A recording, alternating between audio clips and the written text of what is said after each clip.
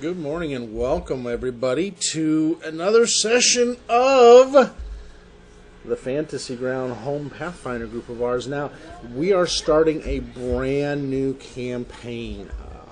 Part of this is we wanted to wait on Max to come back in order to keep the campaign going, the existing one, the Reign of Winter. So at this point I do not want to change that up if we can help that to be so.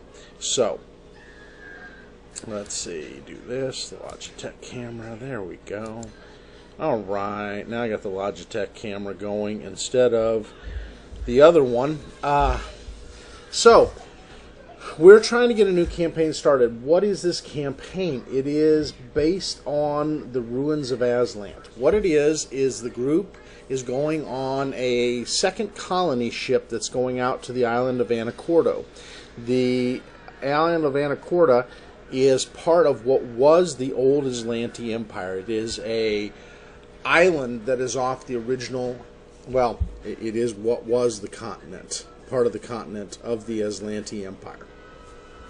This island area had been mapped out by Andoran and the Bountiful Venture Company, both the government of Andoran and the Bountiful Venture Company, for several months before they sent the first colony ship, Talamander's Bounty, to the island, where they established the Talamander's Bounty colony itself in one of the areas, 3 areas they found to be habitable, reasonable, easy to get to, easy to send ships to. The colony has been built already, somewhat. It's not fully built because no colony jumps up and overnight. It takes months to build a colony. What's going on is the Bountiful Venture Company has lost somewhat contact from Talamander's Bounty, and they want to find out what's going on. So they're sending the ship, the Peregrine, out to the island with new colonists, with troops, and with the party. And so they're going to go find out, number 1, what's going on with the colony. Number 2, what's going on with all of the different things out there. And then they're going to unravel the mystery that is Ancorato. So, I hope you like this. This campaign should last months at least, if not longer. And should be amazing. They're starting at first level characters. That's exciting too. They've got their background stories. It is an all-female party member group. Now, not all the players are female. We've got 2 males and 3 female players, but this is exciting. So, we've got Sean, we've got Laura, we've got Adrestia716, we've got Akeisha, and we've got Josh as the players, and myself as the GM. So, I hope you like this. There's going to be a lot of high sea adventure as well as many mysteries up and coming.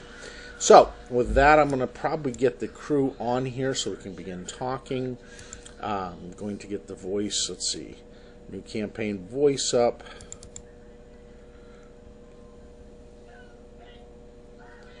Good morning. Good morning. There you are. You are there. Yep. Just looking through my character sheet.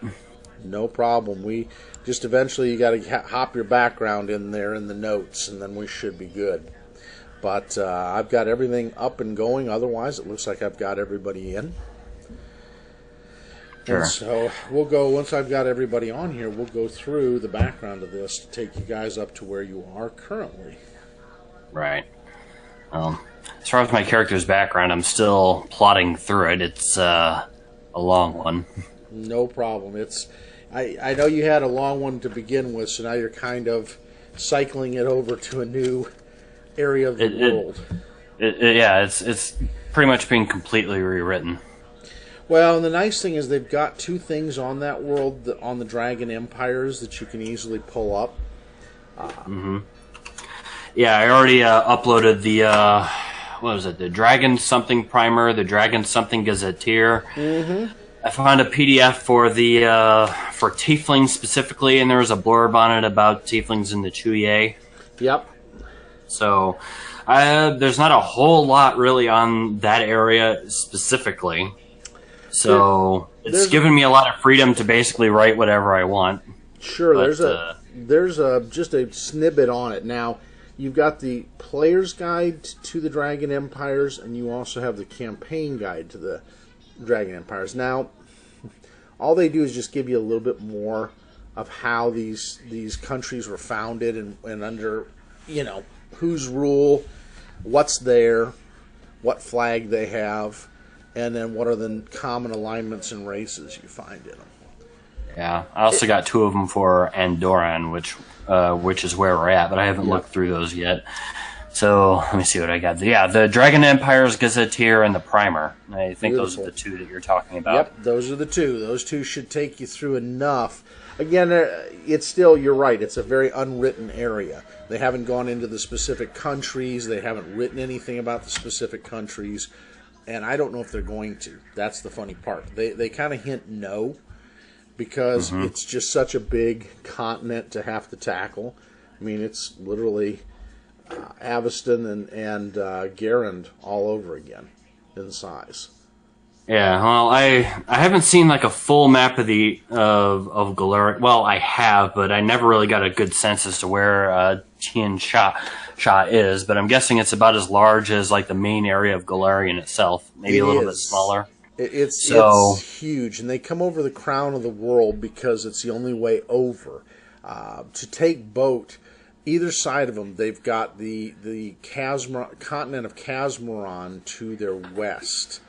And then they've got some Ulfin kingdoms, because there's some other Ulfin kingdoms that are off on that side of the world, because Vikings go where they want to go. And sure, yeah. So you've got those, and then you have those split with what is Arcadia. And Arcadia, they have no real map for. I've drawn a map myself for Arcadia. Arcadia is not far from what was the continent of Azlant. In fact, it's very, very, very close to it. Within probably sailing distance 5 days at most. So there is and there are colonies there. Andorran has 2 colonies in Arcadia. They're lumber colonies that are out there, bringing back rare lumbers and everything else. So, the campaign hints that help is a long way away. Yes, from Andorran proper it is, but from Arcadia, not necessarily. Though you will be eyed very suspiciously because you are not known in that area. But there is a continent there. They have a continent map. If you ask for a Galarian continent map, you can get a weird one. There was in the campaign book. It's kind of a hand-sketched version of where the continents are.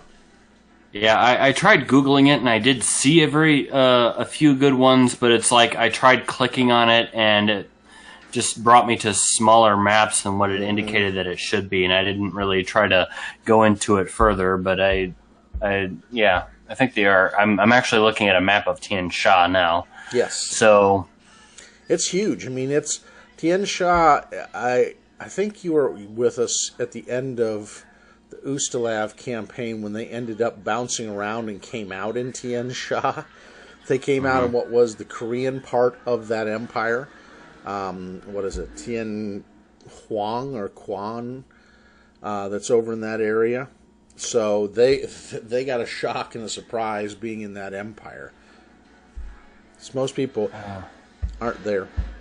So I see Sean is here. Morning, guys. Good morning. good morning. Coffee, it is the nectar of the gods. Yes, it is. I've already had mine because Cat's waking me up at 5:30 and then Child coming in at 6 o'clock. Always fun. Oh, yeah. Yeah. Generally speaking, it looks like Tin Sha is also a lot less populated than the main area, the Inner Sea is. Yes, it is, because they have a lot of jungles. They literally took what is Asia for us today and put it into a continent. And like the southern continents would be your Vietnam, Ancorato type of areas. Very jungle area, especially that Valashmat there's a giant jungle there. Yes. Valashmai. I'm probably mangling that pronunciation.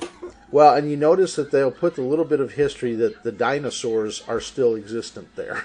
So you do run They're into... stated in the books. They got to put them somewhere. Yes. Well, it's like the D&D where they have, what is it? Where they put the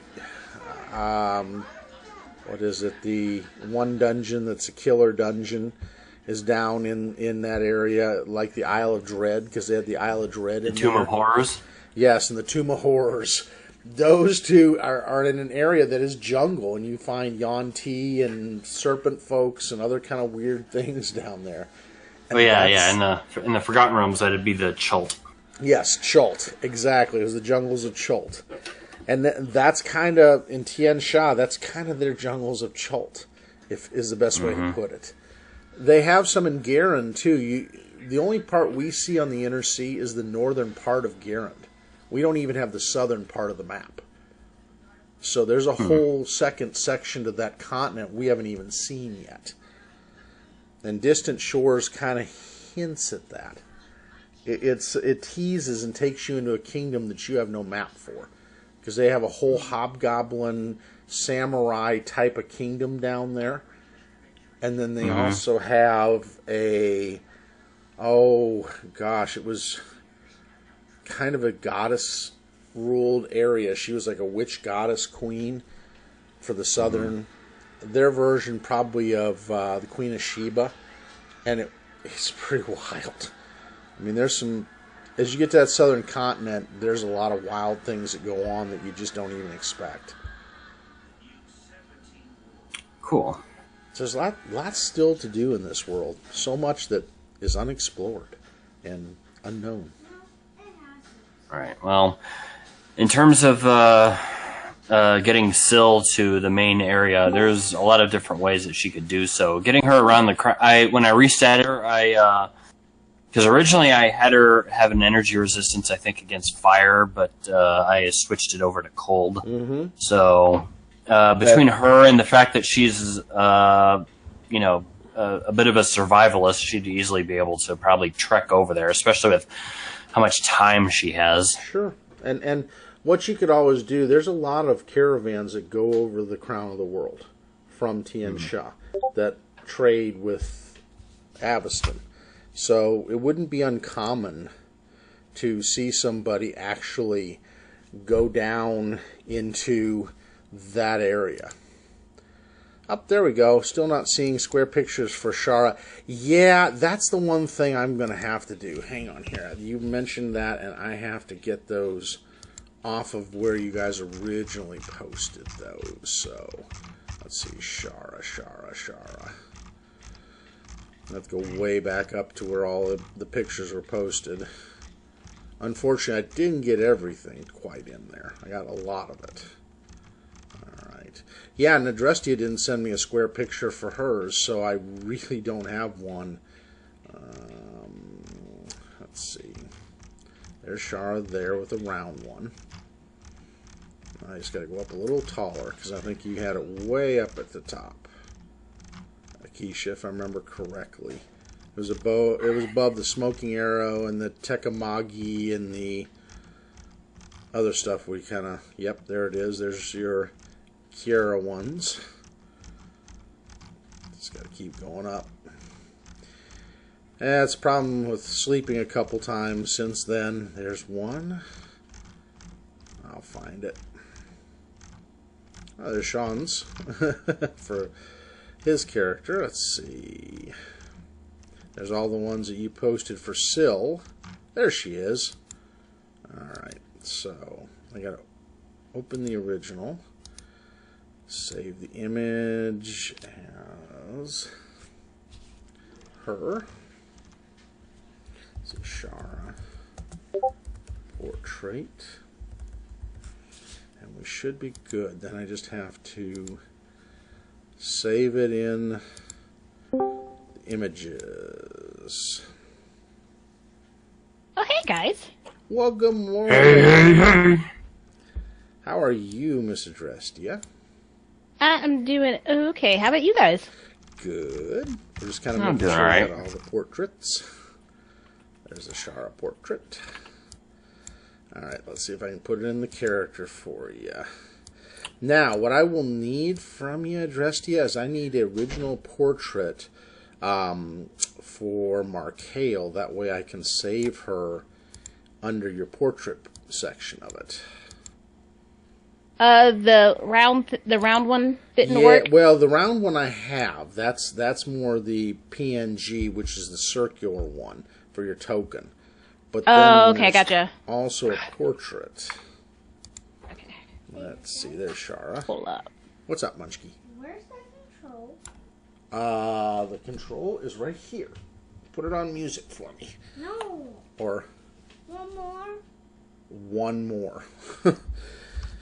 Oh, the morning. We had a good week with Munchkie this week. She had a great week of school, which is all anyone can ask. But now she's wanting to watch all these Ninjago episodes. Let's see, where is Shara? Why is she not showing up in there when I drag her in? Hang on here. Alright, posted it.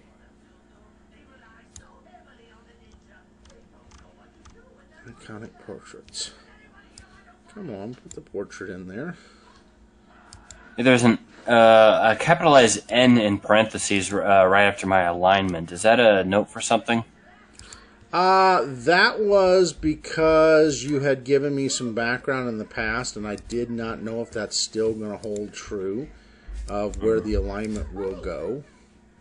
Because remember, you had that originally start here and then move here type of alignment. Yeah. So... Yeah, I just didn't know if you wanted to stay with that route or not. That's fine if you don't. Okay. Alright, it was just weird, and I was asking what it was about. Alright, I'll just keep it there for the moment. But she'll probably end up being the alignment I wrote in the second one the one that I most recently gave you. Okay, and that's fine. There's not a problem with that at all. At least I don't see any problems with it. Let's see. Okay. Alright, so I got the original open. We're good. Alright. Now, I just need, let's see, let's get down here to where all the conversation is again. Alright, reviewing older, jump to present. There we go. Alright, open link. Now I can save Markale's in there. So that way then when you see each other, I can pull them up either as images on here, and they'll also be under the character sheets as well. There's that one. There are Markale's. Open that. Open the folder. And we'll be ready to roll here in about 2 to 3 minutes, hopefully. Okay, paste. So is everybody able to log in okay to Fantasy Grounds? Yes, no, maybe? Oh yeah, I'm already in. Okay. Fiddling with the character sheet that you wrote for me. That was my main thing, was making so far so good with Akeisha, that's good. So we just got to test out Laura and Adrestia, and then if everybody's good there, we're golden. Alright, there's that. And where's Markale? Alright.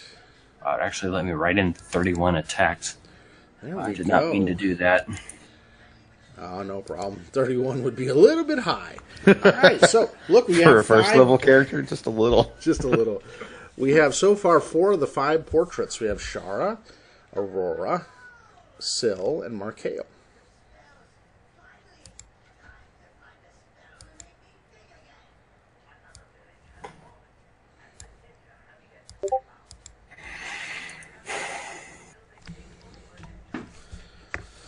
Alright, let's see. Got to type in there what they say. Rick not seeing Shara in the character section of the window. She should be there.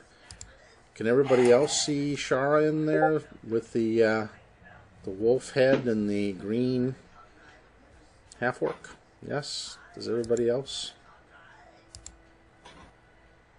Okay, I don't know why it shouldn't be. It should be there. I see it clear on my character section. Let me re-bring them up again just to make sure. Yep, it shows. Yeah, shows in the square portrait section. Akeisha, I don't know why it wouldn't be showing.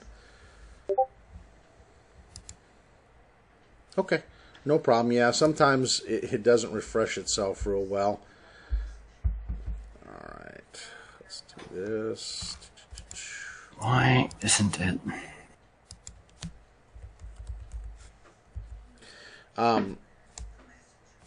Don't mind if you guys see some other things in there with your characters. Don't mind them. There was a couple NPCs that I put in that are outside of what is already in the adventure.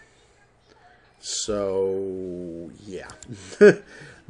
They're going to be in there as well because it's the only place I can keep them easily unless I want to just do a ton of importing, which for right now is going to be a pain in the butt.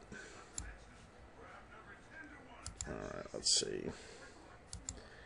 So everybody got the player's guide for the adventure, okay? Yes? I hope. Ruins of Azlant Player's Guide, yes. Beautiful. Beautiful. That's what I want to make sure is that everybody got that and we don't have any issues necessarily there.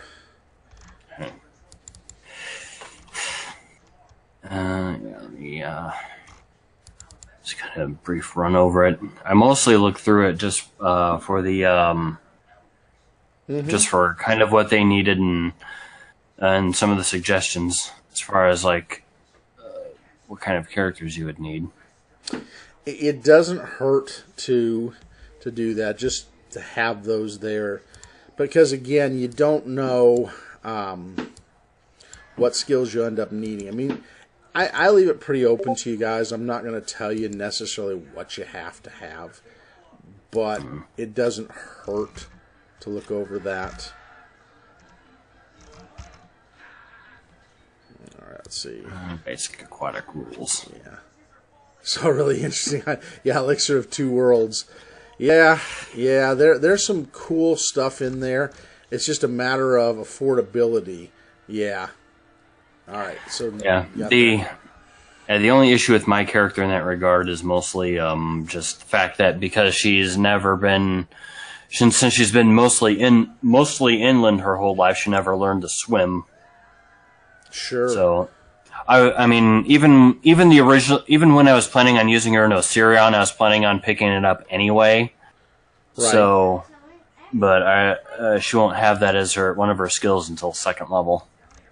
Well, that's why you have a strong character in the party that can help her, quote unquote, swim. Yeah. Well, she has a decent enough strength score. She's not going to have too much difficulty with it. Which will be good. Does make underwater combat a little more difficult, though, but that's okay. We'll figure it out. Well, I mean, well, she has her own piercing weapons, and she doesn't wear armor, so.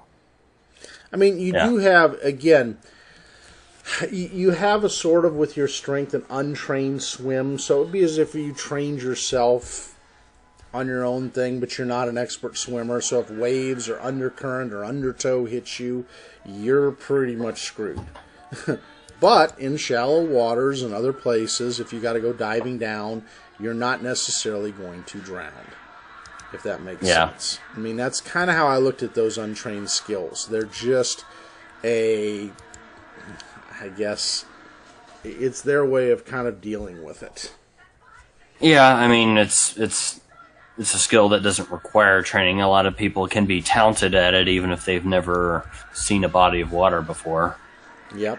Although with her, given how long that she's lived, because she, as a tiefling, can be up to a century old. Sure. I imagine she's swum at least a few times before and is familiar with it. Yeah, you're no expert by any means, and I'm not necessarily going to have you, unless you go out into very deep water, like you fall off the ship, then you're in trouble at that point. Because you got to dog paddle and try. And now if it's calm day, calm waves out in the ocean, no big deal. I mean, you're still kind of scared. You could drown if you panic, but you just would have a more difficult way of making it because you're not gonna have high score in there. Don't worry, your friendly neighborhood Selkie will help you. Yeah, that's where having a couple water-born characters is. Never have to worry about thing. that. Yeah. So let's see. There's that. Good. Yeah, be nice to the sea-dwelling friends. That's for sure. Okay, so I'm trying to log into Finished Ground. It says the password. Well, it is still. I don't know so how. what you're going to use? Let's see. Gorno, down 1310 should be one. That should be the password. Because everybody else got in with that password, correct? Yeah, you just changed it from last time. I think that was the confusion. Yeah. It took it out of there, so I ended up kind of redoing it and just said, let's use this one. As you guys will find, I picked 2 or 3 passwords and pretty well stay with them. Why is adding a weapon so weird? You should drag it. You just go under the items. If you got the item screen, if I've given you that, have I given you access to items? You should be able to access all my items. And you just drag it and drop it over. Well, it's not an item. I was just... Because under her... Where'd it go? This thing has been a little bit slow. Because I was just adding her unarmed strike to her list of attacks. Okay. Attack actions. And it's like... The menus for adding a weapon and doing its damage is far more complicated than it should be. Well, crap. That's never a good thing. So I'm working at it.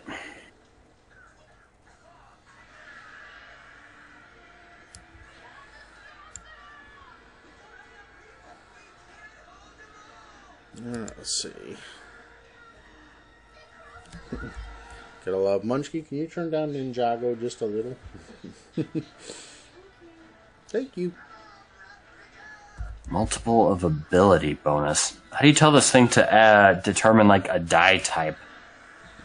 Let's see. Because I see like a little shadow outline of the D4. Under the damage. The damage is where it does that. So you got your attacks, which are 1, 2, 3, 4, whatever across. Because you go down to weapons. If you're looking under actions, which is where they have the weapons, that's where you do. Yeah, because I have this little menu that says weapon, the name of it, which is unarmed strike. Yep. The properties, MR. attack, base, bonus, per attack bonus. And then crit. under the damage, you put 1D whatever, and then the type. If it's blunt, which hand-to-hand would be blunt, it'd be 1d6 blunt. So you do 1d6 space blunt, and it'll do that. Well, it won't let me select a die type. It just says like die. It says what dice, but it won't let me select one. Plus blank multi-time stat max, then something in parentheses plus bonus. Let me see. Let me go under your character. Hang on here real quick. Let's go under Syl. All right, let's take a look at that. So glad I let Rick do it for me. Okay, so you're doing this. So, 1D. All right, you're not going to let me do this? Well. Why not? Why would you not? Let's do this. Will you let me drag the dice? I mean, if I get too far, I still keep my stuff on a TXT file, so doesn't concern me too much if this becomes too complicated, but... I just want to put the effort into it because I might. Combat. Do they show you anything? Nope, they don't show you anything under combat. Here, I'll do a print screen and then. Let's do this. Let me look under here. Let's do arms. Save as. Ooh, okay. So under items, you have unarmed strike. Drag and drop unarmed strike in there. Okay. It's a D3. Now, I'll delete what I was I'm going to do a new one for you on unarmed strike. So this one is going to be monk unarmed strike. Okay, so your type it is unarmed. Subtype this cost nope. Okay, so I got to do type as weapon. Otherwise, it won't let me do the rest. Subtype. Unarmed. Alright. So your damage is what normally on it? D6. I also get a +1 to damage from one of the traits that I selected. Okay, so I'm just going to put 1d6. You can add the +1 to it. This is blunt damage or bludgeoning. Okay, the critical would be a 20. The range is 0. Your bonus, you said, on this one was a +1. Yeah, I mean, I have my my normal strength bonus, and then I also have a +1 trait bonus to it, so it should be a total of a D6 + 3. So now look up Monk Unarmed Strike. There it is. So you should be able to pull that over and in there, and then that should give you what you need. I hope. Okay. That's where it's easy to do this, because what they do is they take the equipment and it's read out, and then they'll put all that in there if it's a weapon type under actions. So let me know on that if there's any issues. Let's see. All right. Well, I'll keep fiddling around with it. In the meantime, I'll just type it in like I had been for Damien. Okay. Let's see. There's copy there. Doing this. We're going to paste here. Okay. So now there we go.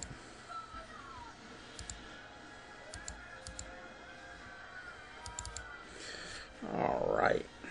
There's that. Okay.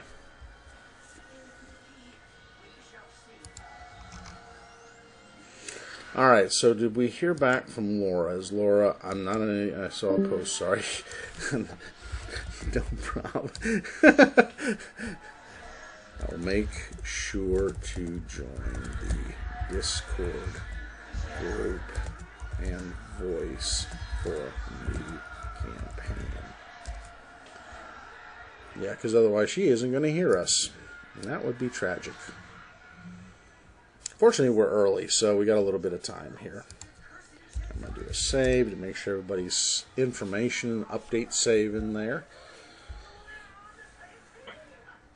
Now, note, and then for those who are newer and may not know Fantasy Grounds, so that could be, Sean, you or Laura, is if the monsters speak a certain language or the NPCs, I select that down in the little language or talking action screen, little rectangle, and only the characters who will be familiar with that will see it in English. Otherwise, you'll see the scribble, which is the language. So just keep in mind, if something speaks to you, I don't know, in Ancient Osirian, if you don't have Ancient Osirian, you're not going to understand a thing. It's going to look like gobbledygook to you. Completely. It obfuscates it. I love it. I mean, for me, it's just kind of fun because it's like, okay, now I can make sure that, nobody totally necessarily understands what's going on with it, but that's okay. So, I mean, not for you guys necessarily, but for those who understand the language, it's great. For those that don't, it's like, crap. What did he just say? That's kind of the whole point, though, isn't it? It is, and you will hear me as a GM, as the guys and ladies will tell you, speak in some weirdo language that you. With intonations and all, and you're like, what? And that's how I do it. Good morning, everybody. Well, good morning. Sorry. Good morning. Didn't want to interrupt. No problem. Well, the only thing we need for Adeline is I need you to post me up there in Discord her portrait, so the square portrait of her. Because I have the little circle one of you under your character selection, but I don't have the square one. So I want to make sure I put that in. All right. And I think I know where you got it. I saw her portrait out on Pinterest, which I thought was really cool. I'm like, wait a minute, I know that one. I was doing a search the other day on just character stuff, and I'm like, wait, I recognize that. Yeah, that one just fit perfect. It even had the same weapons and everything that she had. Yep. And forgive me, Adrestia, I keep calling yours an Undine, and you're not. You're a Selkie. So shame on me. I will be on level 6. Yes, I was like, whoops.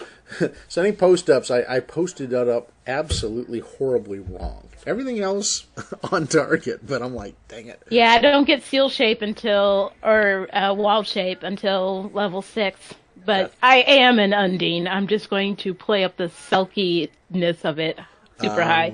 Okay. Because I'm like, did I do that wrong? Am I totally like out in left field with this? So,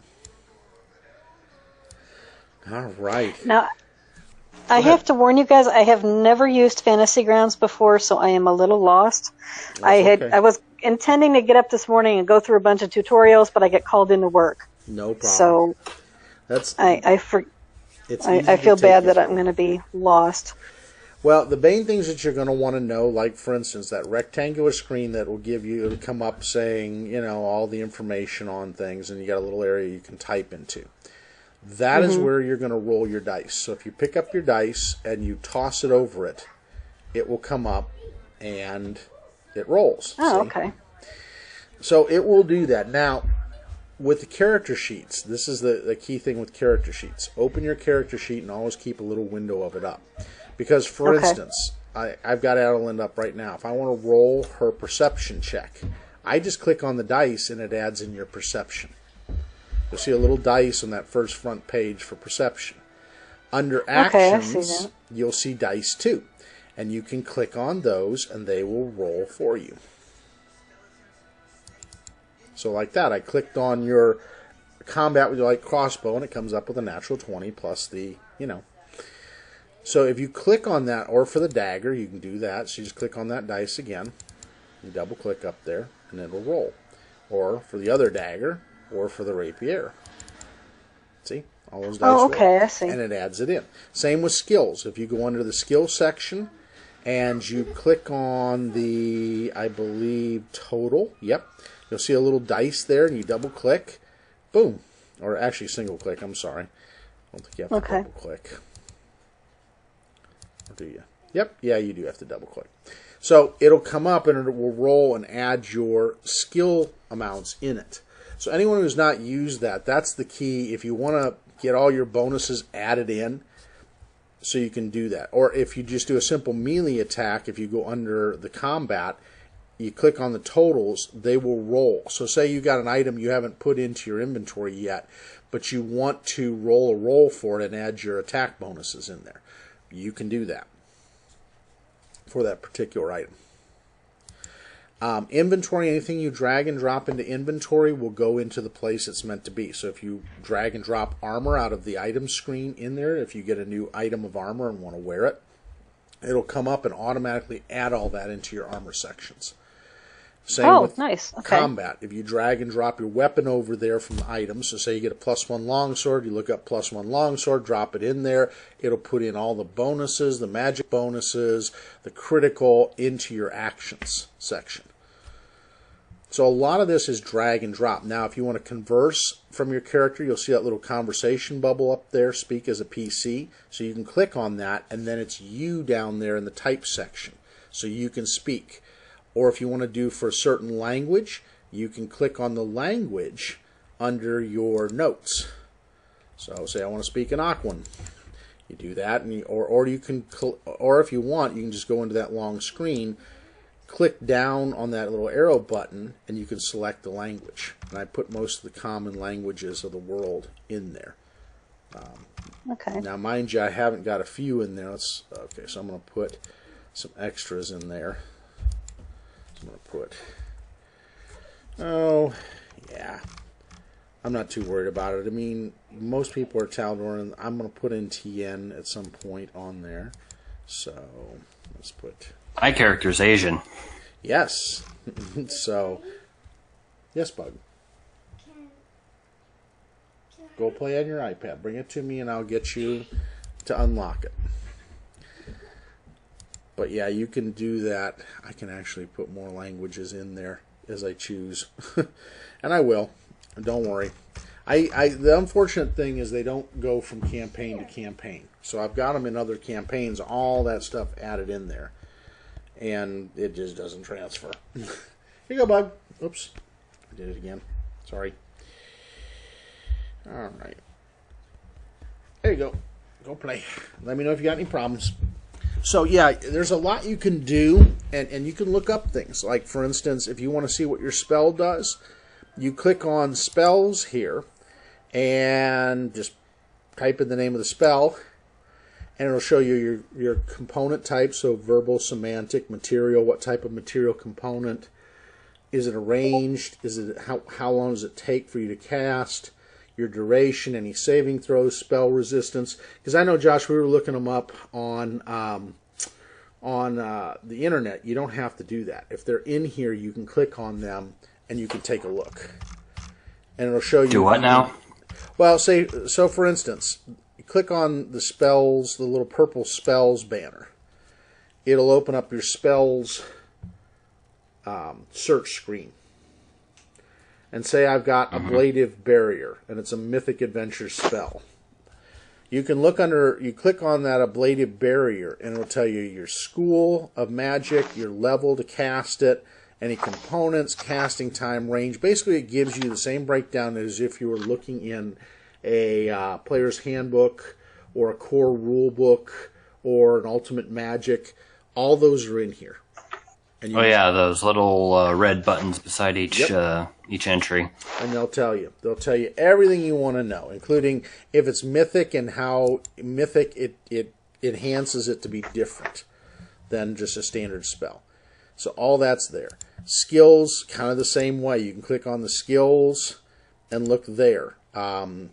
Feats, same type of thing. You can go under the feats, click on the feats. And then under the character class, so if you want to look under classes, say you've got a special ability and you can't remember what it is, you click on that class little tab over there in my case on the right hand side of my screen, but it shows up as like a little banner, and you click on it and you can look at your class. You can see even what type of archetypes I have in there for classes and what prestige classes I have in there. So you can take a look and see, and then you click on it, and it'll be under the description portion of the abilities. And you can even look at what you get when. So you want to see, when do I get a new bonus feat? When do I get this? When do I get that? It'll show you all of it. And when you go up a level, so say you go up a level in your character, and say with Adeline she goes up, and you want to stay swashbuckler, you click on that class banner, and you click on the swashbuckler, you drag it over to that class and level screen and drop it. It'll take you to second level, and it'll add in all your abilities that you get at that level. Oh, okay. For your class feats. Now, some of them may just say bonus feat or swashbuckler, trick, or whatever it is. Then you have to go in and type which one you want. Because unfortunately, you can't easily, where you have multiple choices, make that drag and drop easily in there. So you just have to go under your abilities and amend it and say this ability. So say it's an uncanny dodge. You just type in uncanny dodge beside it. So it's really cool. Now, if you get a bonus feat, you just go under feats, and then from there you can drag and drop which bonus feat. And it'll show you requirements and everything else in there. So if you don't meet the requirements, it will show you in there what you need to meet the requirements. So it's like having all these books under those tabs. So I hope that's helpful. Same way with races. If you want to know your race feats and skills and look at more detail there, you can click on the race and look under there, including the alternate ones. So hopefully that helps everybody as you go through to easily look up things that you need, and you're not having to run around and dig into all the books. And you'll get used to it as you click on it and get used to using it. That's where it's different than Roll20. It's very intuitive. You just got to get used to its intuitiveness. Wait. Let's see. If you have to get used to the intuitiveness, is it still intuitive? Yeah, it is. Okay, it kind of, sort of is. I mean, when you import the books in there, and that's what's nice, all of you get, by logging in with that password, you get access to any of the books I've uploaded in here. So you don't have to buy a single book. I know Sean bought the full-blown one. He can add books in there if he wants, or anyone else can that bought this full-blown version for $39. You don't necessarily need to. You can use the demo version. The only difference is if you buy the $39, you can keep your character sheet local on your computer too. Sure, 80 crossbow bolts, that's easy. So what we would do there is subtract your gold from the gold screen, which will come up under the inventory. Inventories? Okay. Yep. So you'll see 12, so put 8 in, or put, what is it, 4 in there if you're going to, yeah. And then click open the items tab, and then look for crossbow bolts, and then you just drag it and drop it that many times over. If you bought 4 sets of them at 2 apiece, you drag and drop 4 sets over, and they'll show up. Okay. And if it doesn't work, let me know, because I can always do that. I don't mind doing that. So, let's see, do we get... Yeah, there she is. Good. Now I can save this. Let's see, open link. And I save all your portraits in a local Fantasy Ground folder for what the campaign is, too. So... So if we ever need that, or if you ever lose it, I always keep a copy. Alright, let's get her portrait into there. So I'm going to click character open again, maybe. There it is. Alright, so I'm going to click that open. And then the folder. Yeah, once you get used to it, now there's other tricks I haven't learned. I guarantee if you want to become a whiz, there's a couple people you can look up that I've recommended. Nicodemus is amazingly up to date on everything Pathfinder in there. He'll tell you he's not. He friggin' is. He's helped me solve every issue I've ever had with this thing. So he's real good. The developer also is on there. You'll see him under the main chat group. Dave is the creator of all this, but he's hard to get a hold of sometimes. And then, God, what's my other guy? Dave, Nicodemus, and there's one other. He's got a Russian name. And Nicodemus and the other guy are from overseas, by the way. They're not American citizens, but they know what they're doing when it comes to this. So just keep that in mind. If you need somebody that can help you and I don't have an answer, then they're the ones to go to. Okay. Let me ask you, I'm trying to find crossbow bolts on here, and under items, everything I'm seeing is unidentified item. I'm not sure if I'm not looking in the right place. So I just put in there it is, crossbow bolts. 10 Pathfinder okay. Rolls. I didn't realize I could type down on the bottom. Yep, okay, you can sorry. either do crossbow bolts or you can do them under bolts. They've got them both ways. Either one, just grab. Yeah, and that little pink screen where it says, the little tab next to it says all, you're searching all for that type of item, is what you're doing. Alright, now we got your portrait. Yay! There's your portrait. So now everybody should have a portrait. At least I hope so. Alright, let's see. Let's get the Peregrine out. Alright, let's see. Main deck. There it is. Alright, so take you guys into this. Each of you have arrived because you have seen the commissions that were sent out for explorers and for settlers based in both Almas and Augustana. These notes are up, as in other smaller towns around Andoran. And it is under the commission of the Bountiful Venture Company, as well as the government of Andoran. And they have asked for people who are willing to go settle one of the islands that used to be part of the Azlanti continent. It's an island by the name of Ancorato. They're looking for a second group of settlers to go over. The first group has been sent originally, and the colony has already begun being established. So your group is that second wave going out. They're looking. Sorry, I got kicked out. Yeah, that's okay.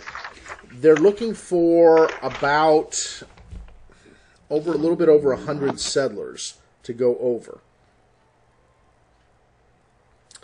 Now, they're offering for the first 2 rounds of settlers, so the ones that have already gone over and you guys, a percentage of the profits of Talamander's Bounty, which is the name of the colony, once it gets up and running. So the original 200 to 300 settlers that go in there will get a percentage, about 1 percentage point of any profitability that comes from this place. So you know that, again, it's being explored not only to set up a colony, but to find a lot of things that are going to be of value. And where you arrive is in Augustana at a large dock warehouse where there are a couple of the Eagle Knights of Andoran standing by a gentleman that's at the table who is writing down and taking information on the colonists that want to go on this venture. And they're signing off on little bits of documents. So you see a lot of mixed cultures and races from Andoran that are up there, as well as the demi-human races. So there are some gnomes, dwarves, half-elves that are all part of the colonists who are signing up. When you get up there in your portion of the line, the person looks to each of you. Now, again, mind you, you guys haven't met yet, but this is the case for each one. And he asks name, and then, of course, you provide the name. Citizen or non-citizen. Reason for wanting to go, which you provide. And again, you don't have to say out loud because it's your reason. And then says, sign here. This is a waiver that says anything that happens along this journey, we are not obligated to compensate your families or any other loved ones, but we will inform them of your loss. So basically, you are uninsured going over. And you write down what you want to be in the colony. So there's a position. So whether you want to be an explorer, a sailor, a fisher person, a mason of some sort, a craftsman like a wood craftsman, a carpenter type of woods craftsman, or other, you sign that down. And then they say, okay, the ship is over this way. Please bring all of your gear with you. The porters here will help you to get it on board, and we appreciate and are excited to have you aboard. One other thing, please sign this little area down here if you want to be a part of the profit sharing once the colony is up and fully running and profitable. And so you choose whether you want to sign that or not. And you are led to this huge ship. It is a 3-master caravel with easily 4 to 5 decks that you can see. There are cranes that are manual cranes that are lowering a lot of goods and animals into the hold of the ship. Boxes, various supplies, tools of sorts, all are being loaded on, and you can leave yours there with a signed copy so that you can claim it once you get to the shores of Ancorato. As you make your way to the ship and the gangplank, you are greeted by the first mate of the ship. She is a half-elf, a very sturdy-looking red-haired half-elf with a crossbow strung to her back. She goes, welcome aboard. I am First Mate Nerith Silverleaf, and your cabins will be below. Unfortunately, we don't have private cabins because of the amount of people that will be boarding colonist-wise, so we have a general deck that will be your general deck, plus a lavatory for anyone to go if they need to at the back of the ship on that deck. We will have water that we will bring to each day for if you want to do any personal bathing. There's a room you can pull a sheet if you need to for privacy. Otherwise, welcome aboard. Stow your gear if you need to. Any excessive gear, you can stow it with Quartermaster Purser Alba Bean Counter Brady. And you can see this little halfling woman with brown hair and what looks to be some boarding axes crossing her back. That's towards the back of the boat once you get on board. And she is talking to different colonists and storing their gear in bags for travel. And again, you can see a large ship. You can see the captain. He is, let's see, I can get you pictures of each so you guys can see this. Alrighty, let's see. The captain. The captain of the ship is a handsome gentleman by the name of Jacob Marchese. And as you can see, very stout, older gentleman. He has some military scars on him, on his arms. The first mate that greeted you is, let's see, do I have her on there? Nope, I don't. Unfortunately. And then, so he is the gentleman that's standing up by the wheel arm of the ship at the aft portion of the ship, the raised aft portion. And he is talking to a half-orc. And this gentleman looks like this. Alright, let's get him.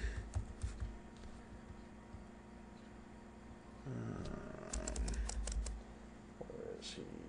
Let's see. Oh, do I got him in here? Hang on real quick. The fun of getting everything on the first day. Alright, Fantasy Grounds. Bear with me real quick and I'll have both of them in there.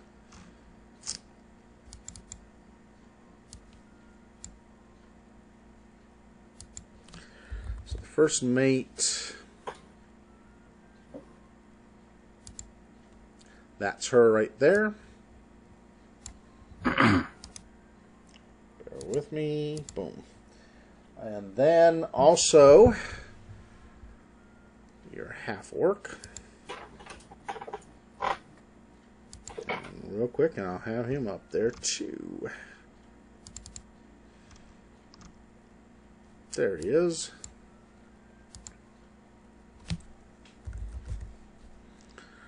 Alright, where's Rarg? There he is. Alright. This is Rarg, the boatswain of the boat, who's talking to the captain. So you guys are brought in, you ladies, and brought down to the lower deck. You go down the stairs on the main deck that take you down to your section of the ship. There is no door in between. It's just a hallway that leads right into the room. You can see there's another set of stairs that go down further below these stairs, but you go and are directed to go back into the area where you see a bunch of colonists, all shapes and sizes.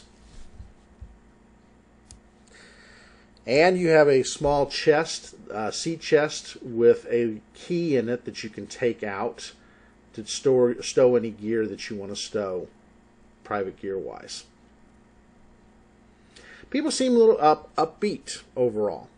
You do see and notice each other, though, because of the differences. As do the people on the ship who look at each of you quizzically, but don't say anything, necessarily. And you can see each other by looking at your little portraits, I guess, on there, instead of pulling up each one. There is a pale-looking woman with dark hair, with dark leathers. There is a half-orc female, very pretty half-orc female, with a wolf's head that she's wearing as almost like a helmet over her head. There is a blue-skinned woman that you'd have to do a little bit of knowledge checking on to see if you know her race, that has a rapier, various daggers, and is stowing her gear. You notice a dark-skinned, what you believe to be a tiefling from the Horns woman, who is stowing her meager gear. And then there is a mocha-skinned woman that looks very exotic even in her features. You don't think a standard Guarandi woman, because the look just doesn't go with that. And I'll leave it to you guys there for any introductions you want to do.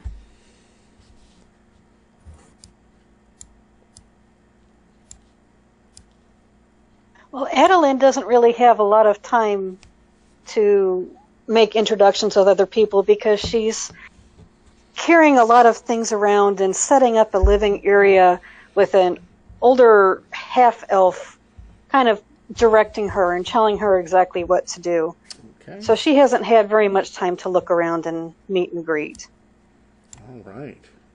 It's the older half-elf. We will pull up that.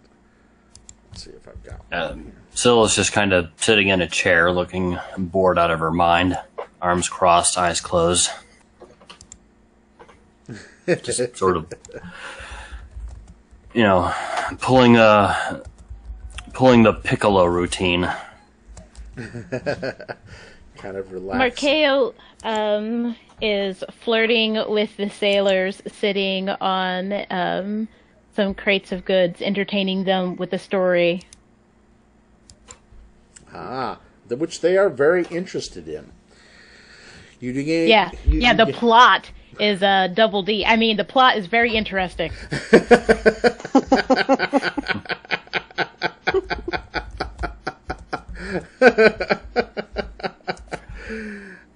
So how would you rate the story? 4 Ds and an F? 4 Ds. Oh, my Lord. Aurora has made her way kind of off to the side. She is essentially hiding out of sight as best as possible. She has already stowed her goods and is just keeping to herself. She is definitely minding her own business amid all of the stares and quizzical looks and heavy confusion among many people as she passes by. I'd be surprised if she didn't look a bit mundane next to Syl. Syl is 6'1", about 185 pounds. Looks like definitely an Amazon build about her. Scaled blue skin, plus the horns and long prehensile tail. There you go. And all of her fingers and toes end in claws.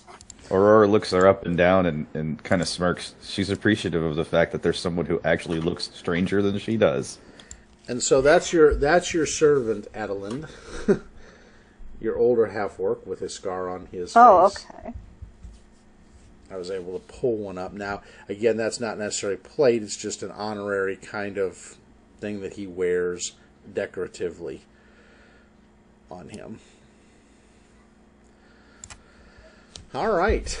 You also can see there's in the group there 3 gnomes of sorts that are in the group.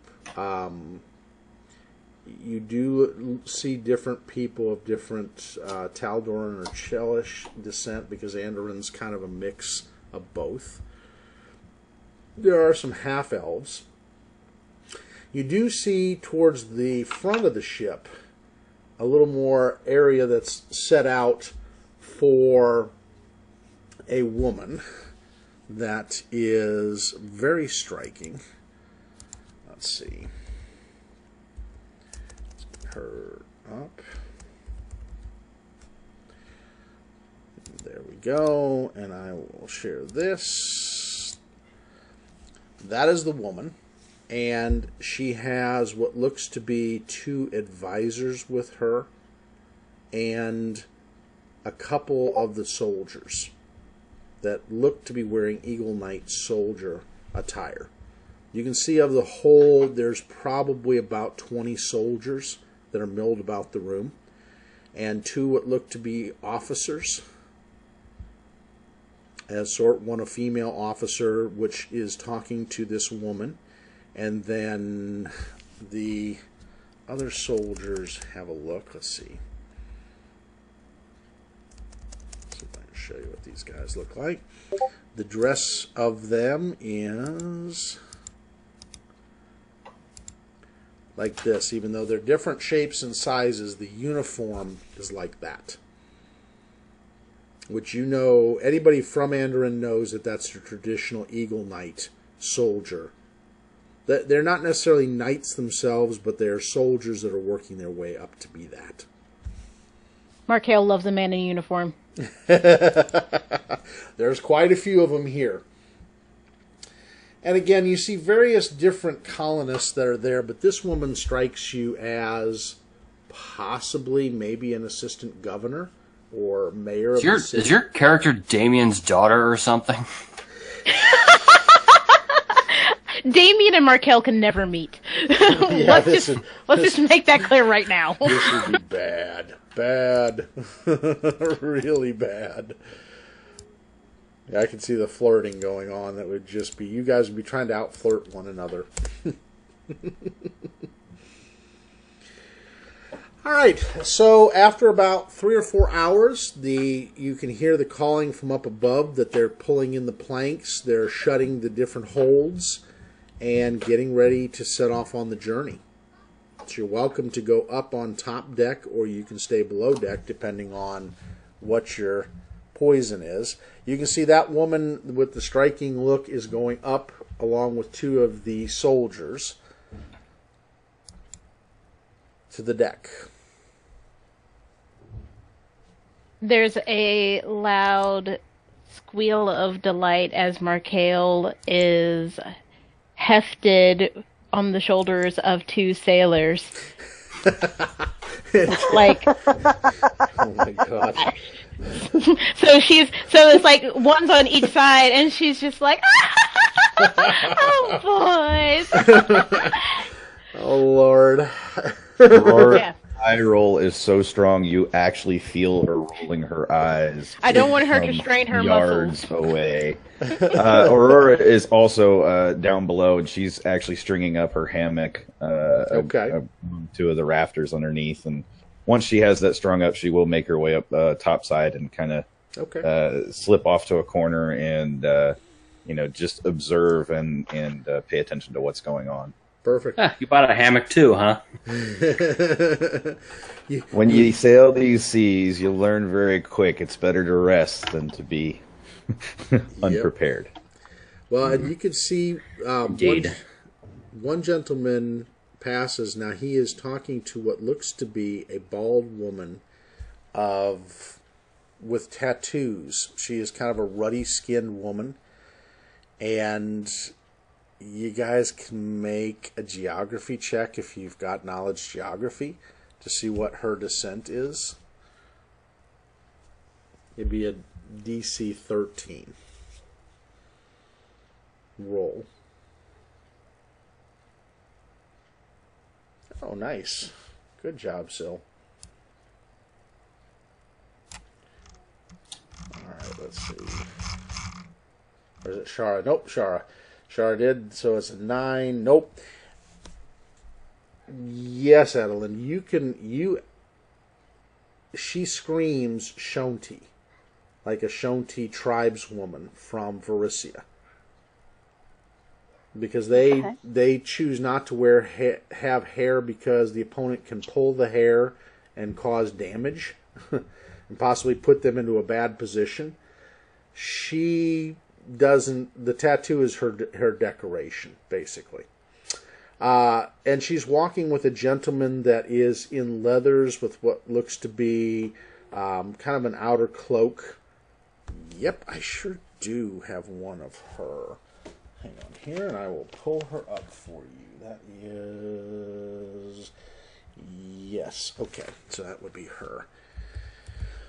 Yep. This is the woman. You can see the moon tattoo on her head, which you most likely guess is her tribe. And then the intricacy on her neck is something that refers to her personally. you have some idea, Shara does at least, of tattoo work. And this is more her identifier among tribesmen or tribeswomen. She is in a green shirt, yeah, and almost like an owl. And that may be her qua, or her... They call the tribes quas. And they have totems. Each has a totem, or a totem deity that they worship. She makes her way through, and the other gentleman, who is tall with brown hair, and he is on all black, leathers and boots and all, says, "Please excuse me, if you will, and my companion," as they go past you and then up the stairs.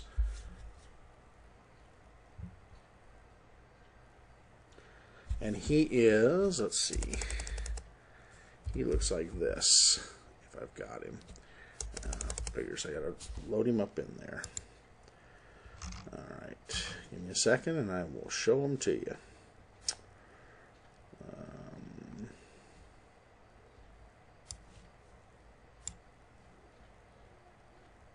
Alright.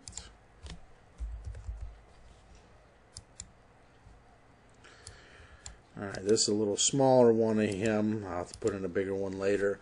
But this is how he looks. And again, you get the feeling, looking at the ruddiness, that they're from the same area. So most likely, he is either... You don't get the feeling Chelish, because you've seen enough Chelish people here. He's not Chelish.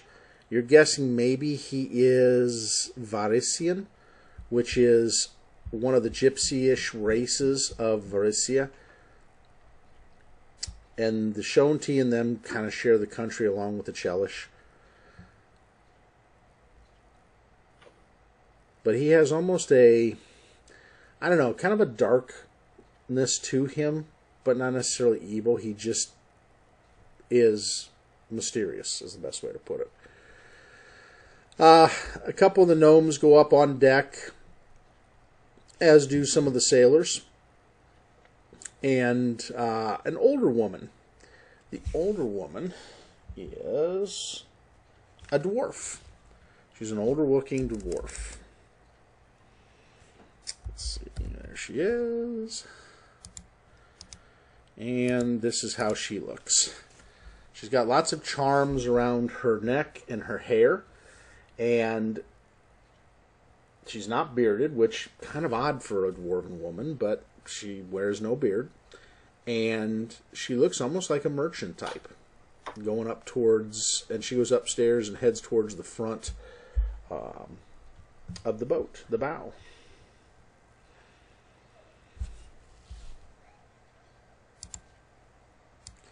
All right. So what's everyone else doing? Putting up things, going up to the deck eventually.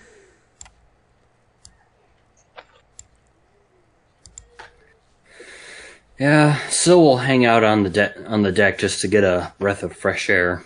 No problem. And you can either go bow or stern, and that's way I just kind of put everybody's token there, but I will move them off and let you guys move any ones you guys want to do. Whoops, gotta rotate her. Hang on here, rotate, there we go. She'll probably just want to be someplace where she can see a lot, and but kind of be out of everyone's way. Okay. You guys notice that the deck, they do have what look to be, instead of ballista, dark powder cannons. Something that's unique to this world, because you don't see a lot of those. Markael will be flirting with the steersman. All right. Flirting with the steersman. So you're going to be actually... Do you need this tiny boat? Yeah. Or this tiny whale steers the entire boat? Oh! So you actually try to must be so big and strong. You actually try to make your way up, and you run into what looks to be a soldier on the stairs. An Eagle Knight. He goes, a soldier. "What's your business, my lady?" Oh, I've never been on a boat before. I was just wondering how everything works. Well, he goes, leave anything sheathed. He goes, you're more than welcome to go up and stand near the wheel. And you see near the wheel... She puffs her chest out, and she goes, oh, don't worry, I won't reveal anything too dangerous. Well, towards the wheel, you find is the navigator, and she is, let's see, let's get you this one, unique looking. She does not look like your normal seagoing person. That is Navigator Tyra, and she is standing at the wheel, along with, where's the other one? Along with Nerith. If she had long dreads, she'd remind me of that one sea goddess woman from one of the Caribbean movies. Ah, the Pirates. Yeah. What is it? Callisto? Callisto. But this one, yeah, I mean, you can see her touch the side of her head and then start navigating the boat out. You by no means are fooled that she is some sort of either divine caster or sorceress caster of sorts. With her charms on her, she looks probably more divine. Let's see, what are you guys?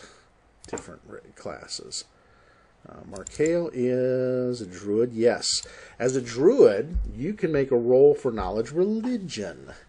Shara can also, Okay. I mean, each of you guys can, or ladies can, because of the different amounts. Let's see, it's a kins. Yep, you're the Damfir, if she's up on deck, can do the same. Adeline is a swashbuckler. I don't have religion. I don't believe in it. But I'm just... You're playing the druid? Yeah. Yep. Yeah, their shtick is knowledge of nature. Yep. But you can try to see what she is, or at least... Okay, so if you don't have knowledge religion, you can just do a general knowledge check, which is just your int modifier. She doesn't look seducible, and I'm immediately uninterested.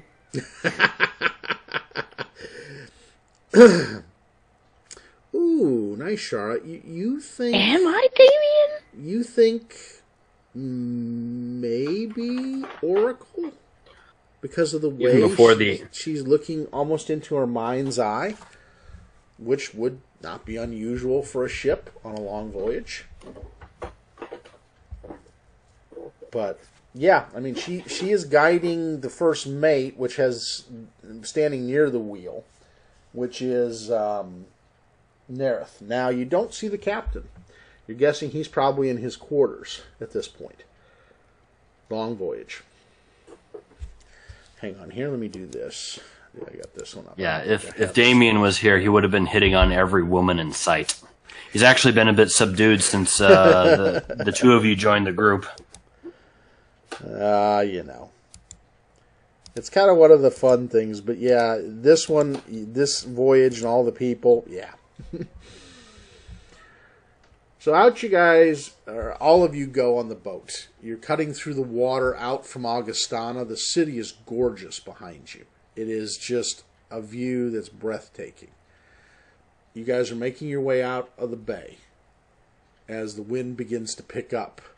And it's going from east to west, and it begins to pick up and take the boat almost in a diagonal course out. You hear a lot of yelling of the different commands about setting the sails, tying them off, getting the rigging going, making sure everything is good. You see one of the lady sailors climbing barefooted up into the crow's nest. And you see that, in fact, most of the sailors, they are not wearing boots.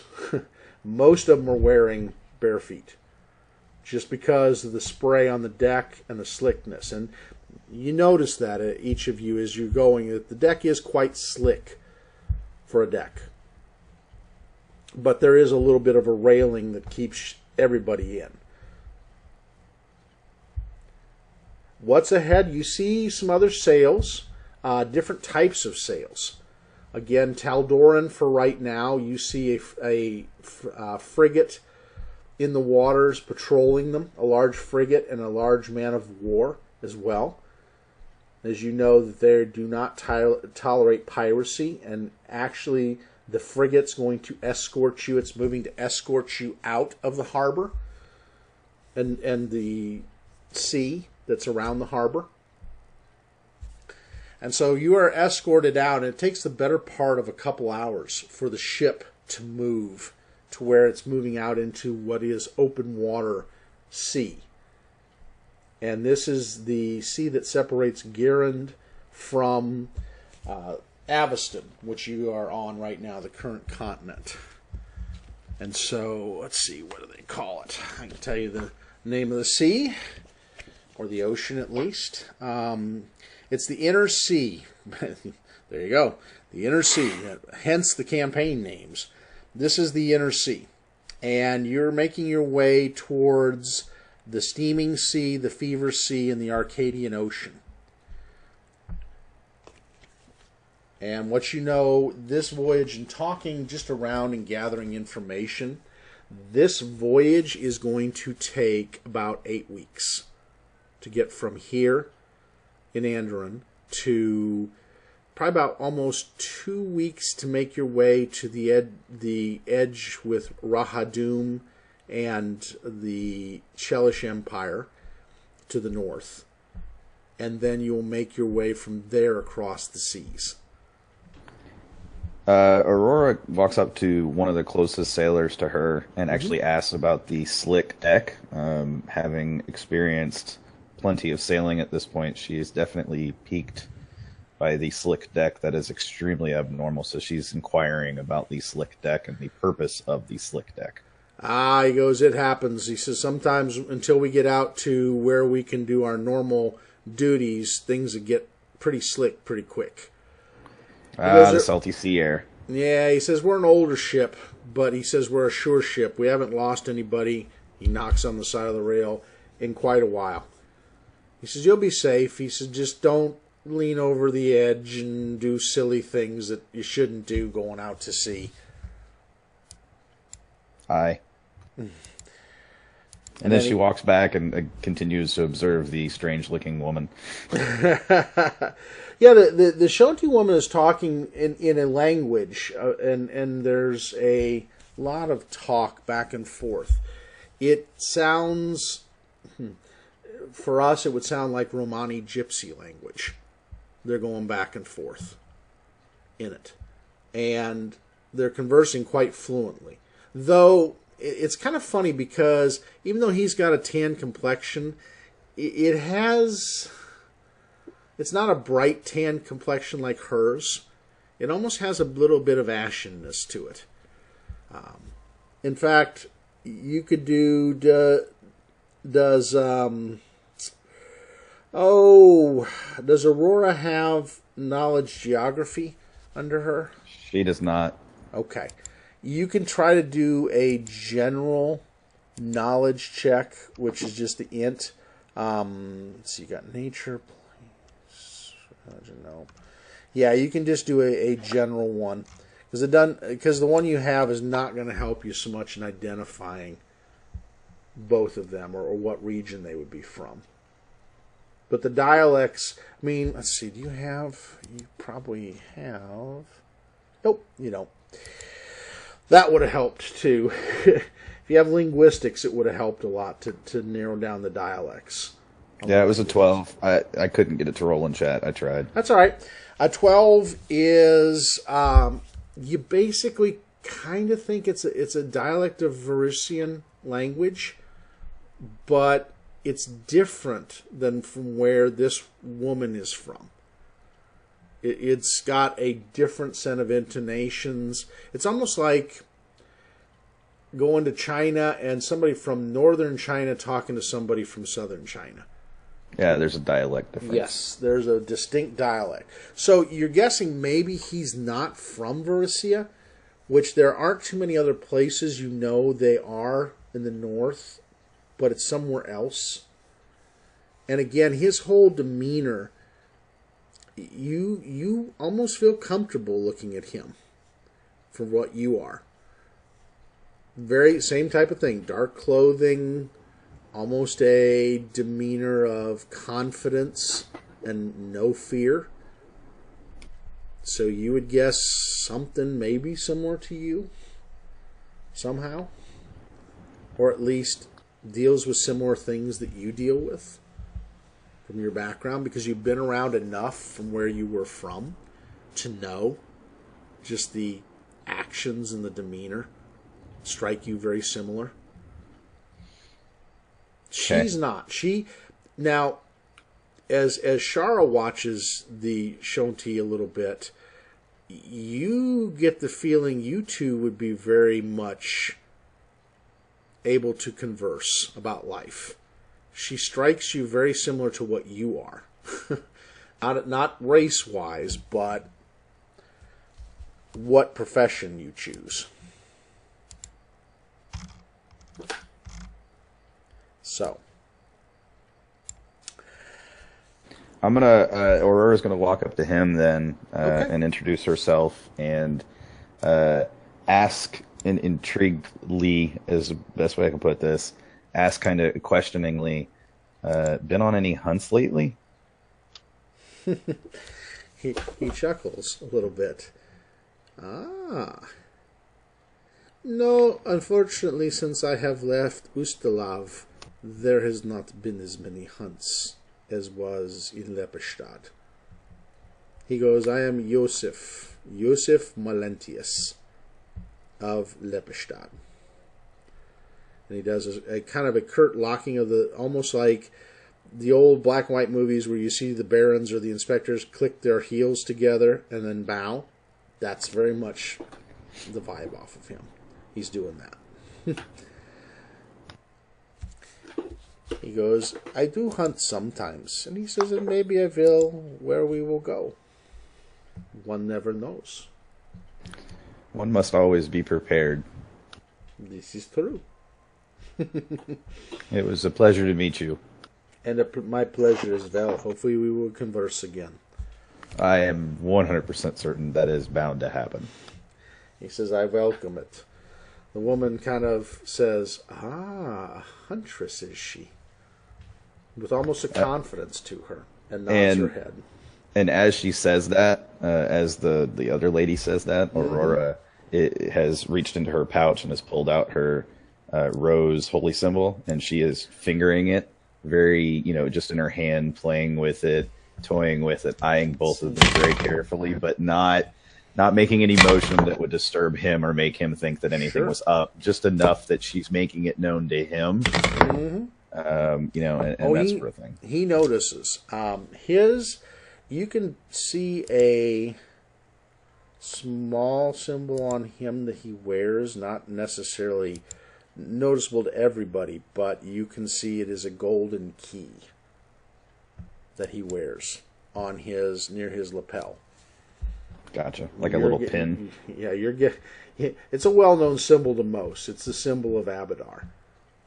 So you know at least that he has law under him and order, and it makes kind of sense where you're going. Absolutely. Now, something interesting. Let's see if we've got him here. Because there are some more people that make their way up to the deck itself. Let's see if we got him. Let's see, get rid of the half-elf servant for now. And her. Sorry, I'm just kind of clearing this out a little bit. And let's see what we got with him. All right. All of you see this gentleman making his way up, arguing with another gentleman, which is this one.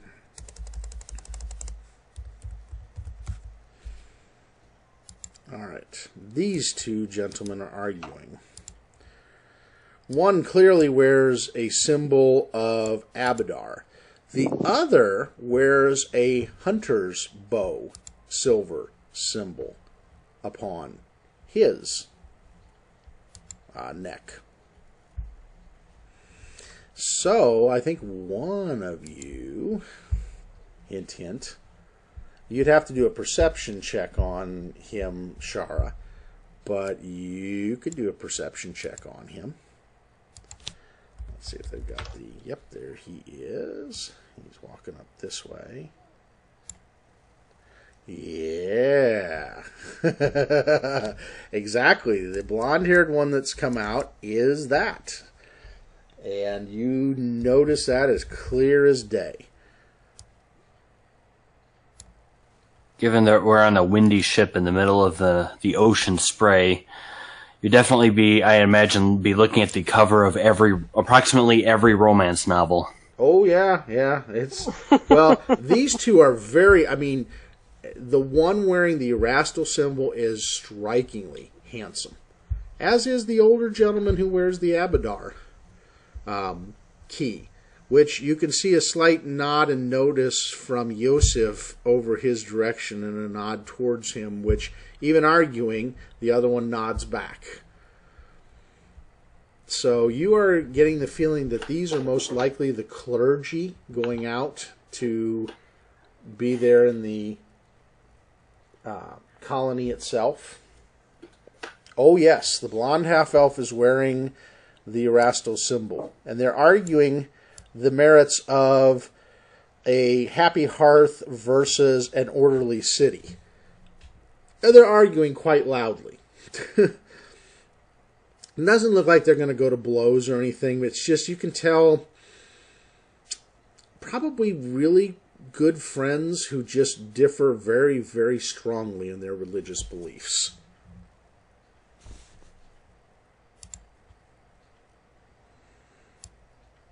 But yes, they are definitely in arguing right now.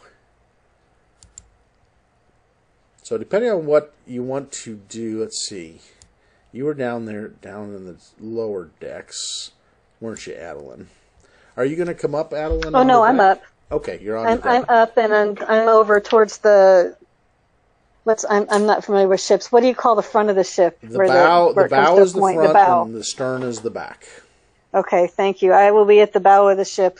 All right. Just watching the water. So you're up there with the dwarf, and she turns to you and goes, I hope this is a peaceful voyage. She goes, I look forward to getting there and the adventure of it, don't you?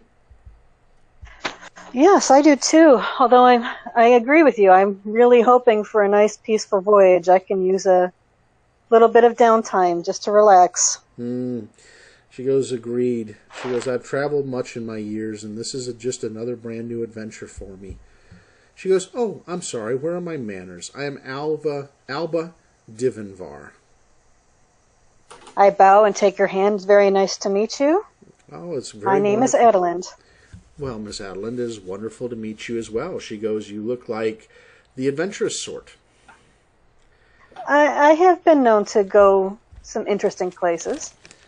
She says, my days of doing that have maybe wind down. She goes, I've seen many places. She goes, I've been to Osirian most recently and the Mwangi jungle, which is an amazing place.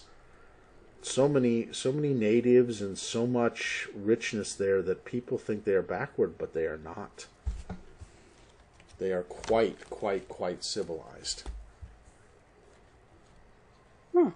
That'd be interesting to hear more about your adventures sometime. Absolutely. She says, I would love to share that over a mug of ale. That would be wonderful. She goes, unfortunately, I think this will be my last voyage. I think I will settle here and hopefully be here for quite a long time. I would love to see what the Azlanti continent has in store for us. So many historical things here that are beyond imagining. And Yeah, that's what I'm hoping for. Shows me as well. I look forward to the rare herbs and plants and poultices and medicines that I have found in other places. I hope to find some very unique things here. She goes, I have a feeling that... Go I'm ahead. sorry. That's all right. Go ahead. I was just going to say, I have a feeling there would be a lot of interesting things in this new place. She goes, I think so too, though I don't know. She says, we heard promising things in the beginning, but I just hope they're doing well. So far away, so far out of touch from us. It's 8 weeks before anyone can come to our aid. Maybe some people in Arcadia if those colonies are able. But like us, they are fledglings that are growing. And they have their own importance and roles. Much of the lumber you see here comes from some of those areas. It's amazing what we can import back in from that continent. Yes. Well, I truly think this is going to be amazing, and I'm very glad I have met you, and now I must go grab some tea for my master, so Absolutely. I will see you again soon, and I head off towards the galley of the ship. Okay. You find her interesting. I mean, if you were to guess, she's well over 100 years old. She has a real older, graying look, which most dwarves live 300-400 years. So she's well into her middle age, heading that direction. Yeah, I have a feeling I'm going to be spending a lot of time on the ship, pumping her for information about her adventures and things like that. I think it's going to be amazing. And it's a good thing. Making friends among the colonists is never a bad thing. And as you're going towards where your master is, you can see the two arguing religious holy men doing their thing, just kind of arguing heatedly with each other. Nothing bad. I mean, it's one of those philosophical arguments of whose methods are going to be better in such a outside world like that. Okay. And as you guys are sailing, it's getting towards evening and dinner time. And again, what I'm going to do for sake of things is kind of speed it up a little bit in time. Otherwise, it'll be 8 weeks on a ship. And I don't know if you guys want to do 8 weeks on a ship. Please, no. No, I don't think so. No. Your time goes well. You get to know the Erastilian cleric Eamon Carinth and the Abidaran, which is Curvis Norpico. You find that they, just talking with them, they are good friends. They've known each other for many years. They've had many arguments, as good friends do. But if worse come to worse, the two would stick up for each other. Alba, the dwarf, is just one of the sweetest souls you'll ever meet for a dwarf. Most dwarves are very rough, crass, much more straightforward and blunt in life. She is much more mannered, almost like an old noblewoman would be. But she does not look down at any of you. In fact, if anything, you find out she is an alchemist, and that will be the poultice, herbs, potions person most likely for the colony. So she will be a big part of that. You do find that the woman that you saw earlier that I gave you is Ramona Avendanth. She is the governess going to relieve the current governor who is there. And you find out that his name, the current governor's name, is a name that some of you, if you are in the bigger cities, may actually know. And it is Rayland Arkley. He is part of a very noble family of Almas, and that Rayland had hoped to...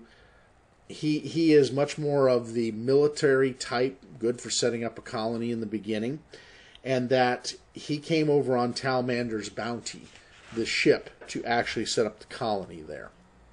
There's supposedly 102 colonists that are supposed to be there, waiting for everybody, so the colony would easily grow to 200. You find out that the Shonti woman is Anya Sandstrider, and Anya's got an interesting background. She is not a citizen of Andoran, but she has wanted to travel and to hunt for exotic game and be a major part of making sure that there's meat in the colony outside of the livestock. And so she's very blunt. She sees most of you, with the exception of Shara and possibly Aurora, as soft humans or soft humanoids. That she is very much you can see her hands are calloused from hunting and doing the work. Yeah, I mean, you could with Shara, you could have a great talk with Alba, because she would probably share a lot of things back and forth. She is both alchemist and herbalist, so she has a little bit of expertise in both. There are some others that you have heard about on the voyage from them. You kind of bond with those particular four. There is Carver Hastings. He's an archaeologist that's a part of the colony, and, from rumors has it, a part of the Pathfinder Society. So he is their society person there. Harcourt Carrowby, which is a Chelish-origined Andorran, which is the youngest in a large family of winemakers that come from, let's see, yeah, he comes from the central part of Andorran, which is wine country. So he is striking out to help his family's fortunes, from what the rumors have it from Alba. She's talked with him. And there is also a gnome in there that Alba talks about named Serenix Cogforge. And he is another alchemist, but also the tinkerer of the colony. He'll be building a lot of the automation for like mills and lumber mills. He'll be the guy that'll be doing that. And he's a little bit of an exotic soul from what she says. He's a little out there, mad scientist-y in his thinking. So she kind of has a few humorous thoughts about, hopefully he won't blow up the first mill on the first try with automating it. She says he has a love for clockworks and clockwork tinkering. So she wouldn't be surprised if a lot of the automation would be a clockwork-style automation. And so the voyage goes pretty smoothly. There are some moments where the waters get rough and the seas get rough and there are storms and everybody gets a bit sick from that. Because, again, unless you're a sailor, now those that are sailors in background and have some sailing experience have more sea legs for that and are more resistant to it. But it takes 7.5 weeks until you begin to see the outline of what was possibly a continent. You see a lot of islands. In fact, at times the sailors will lend you their scopes so that you can see what's going on, and you're able to look out and see the islands. And you can see there are some islands to the north that have plumes of smoke rising from them. And one of the sailors talks about the fact that 'tis a shame what happened there. That is where humanity started, and where, honestly, our forefathers are from. Most of them. Any of us of Taldoran descent, he says. But unfortunately, he says, there is much, much, much destruction thanks to Skyfall. And each of you are aware of Skyfall. Skyfall was when the asteroids, or large chunks of things from the sky, came down and destroyed the continent of Azlant. Basically all but sank most of it. Destroyed all the major cities there on the continent. And sent this world into an age of darkness, a lot like would happen if you had multiple volcanoes erupt. It went into a very dark time that civilization almost didn't make it through. but came out of about 5,000 years ago. And so now you're going to that very area which has a rich history. And so the final day of what you think is the voyage will be ending. You see a large island. In fact, the person up in the crow's nest starts calling out, saying, "Land ho! Land ho!" And you are, let's see, after those long weeks, this morning the crew of the Peregrine sighted land to the west, which you guys see, which is your island. A few hours later, it sails into a natural bay with a sandy beach, within rowing's distance of the ship's boats. As the crew begins to untie one of the smaller boats on the deck, the sailors pass the spyglass among themselves, and a few of you as well. Everybody's kind of up here. Let's see. Put another sailor here. Put the soldier there. The captain's actually out on the deck. Let's get rid of these for right now. You guys got a picture of them. Alright. Let's get a couple more, because the activity is now taken up a lot higher level. The men and women sailors are running around the boat, doing all kinds of things. This is them at the boat right here. These two are actually, standing at the boat, getting it untied, while others are running this way to unsecure some other items on the boat itself. All right. And the captain, Jacob Marcosi, comes up to, for the first time, I mean, you guys have seen the captain a few times. He's not the most outgoing guy in the world.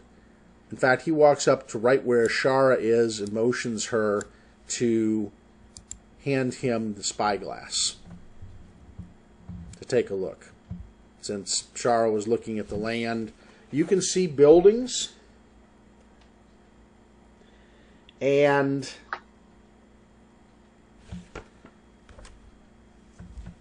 the funny thing is, Shara, you don't see any fires. You don't see any. You figure with a forge and with, you know, food to be cooked and everything else, there'd be fires. There are none. And what also strikes you as odd is, let me see. I'll put it in your. Well, yeah, I mean, it's actually. You get the feeling there's nobody in the camp or in the walls, and that strikes you as really, really, really odd. Let me see. I will show, because each of you have gotten a little bit of a glance being over, and I'm going to move you over there, Aurora, just so everybody's kind of on that side of the ship, looking out and kind of getting a lay of the land for what's going on. And where is he? Let's see. Maps. All right.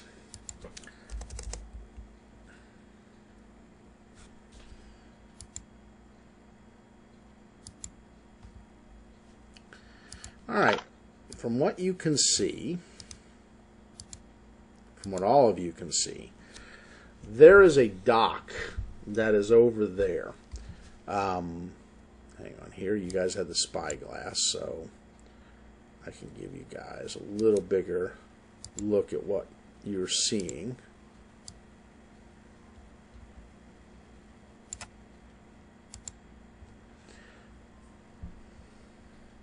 Hopefully give it a second to come up, and it'll show you a broader swatch of the land. Everybody still with me? Yeah. Yep. Yep, Just loading up. All right. This is what you see for Talamander's Bounty. It looks like a town with a palisade, the very small triangular shape of the palisade walls that they were building. You can see in the center that there is a well and several large buildings. There's a 2-story building at the very end of the palisade that looks to be maybe a council meeting building, and right next to it, to its right, if you're facing the dock and looking right, is a 2-story what looks to be governor's building of sorts. There are some other buildings that look to be maybe forges and shops. There is trees and fields, and you can see the houses outside the palisade that look like farming areas for the colony. And there's no movement, at least other than trees and the swaying of crops that have not been harvested. And there are no boats on the dock. They're pulled inland and turned over. So Markale looks at one of the nearby soldiers, and she pouts a little bit. Mm-hmm. What's the meaning of this? You said that I thought that there was going to be a lively, bustling commerce. You can't expect me to sell my wares here, can you? Well, that's a good point. Let's see, we got to get you back to the right size. Hang on here. I got to pull you back in again. Give me a second, and I will pull you back into view. Let's see. Tokens.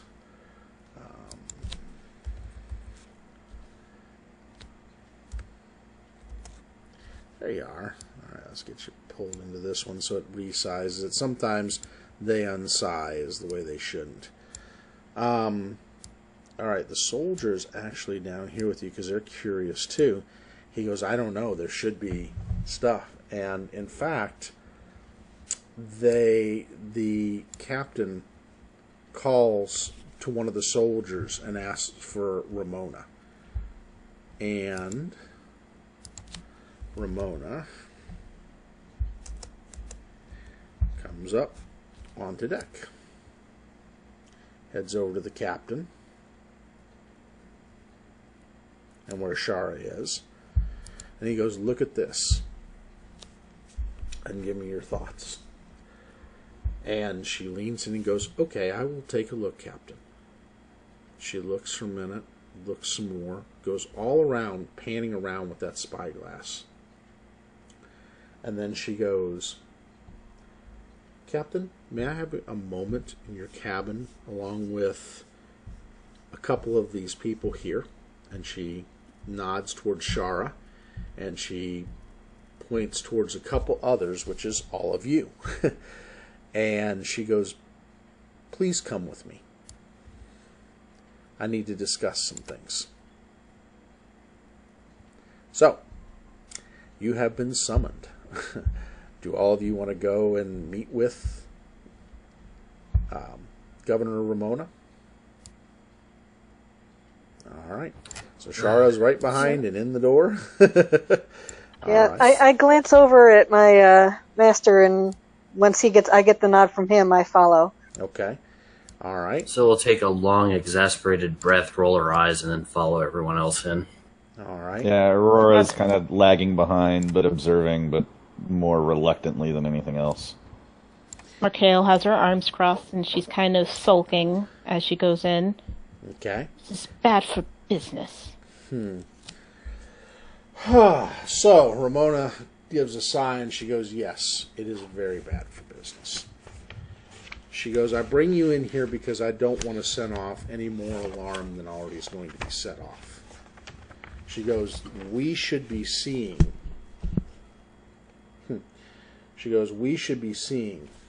all kinds of people out surveying, doing work, doing farm duties.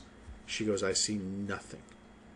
In fact, from what it looks like, I don't see any activity that's happened in weeks with the size of those crops and the ripeness of the fruit on the trees, because those would be what we'll be living off. She goes, I'm concerned that this is going to cause an uproar among the colonists, and I don't want that, and I don't need that. We need to find out what happened. She goes, I know for right now you've come for your different reasons of what you've signed up for, She goes, also, I need a group of explorers to go to the island and find out in advance if anything has happened. I fear that it has. Captain looks at all of you and says, I would agree with her assessment. She goes, I need the soldiers here to keep order, because with 100 colonists, 80 of them non-soldiers, I worry of what could happen on this ship. And she goes, and I don't want to risk the lives of every colonist to go ashore and find out that something serious and cataclysmic has happened. Will you do me the favor and the honor of going over? And you notice there's two other people from below deck she's pulled. One of which is a gnome with what looks to be a sword, a weird sword of sorts, on his back, and the other one is the fine investigator that Aurora had talked to, Yosef. Yeah, Aurora looks at Yosef, raises her eyebrow, kind of, quizzical look, and more curious why he's in the room at the moment. But then, as they're talking about sending an expedition out there, essentially, yep. She gives him a look again, and kind of whispers. She's over by him now. Yeah, she is. And whispers to him, "Does this ring a bell of familiarity to you at all?" He says, it's odd. He says, who would take a whole colony? This is not normal. He says, this is very abnormal. He says, something of work is going on here bigger than just a few settlers disappearing.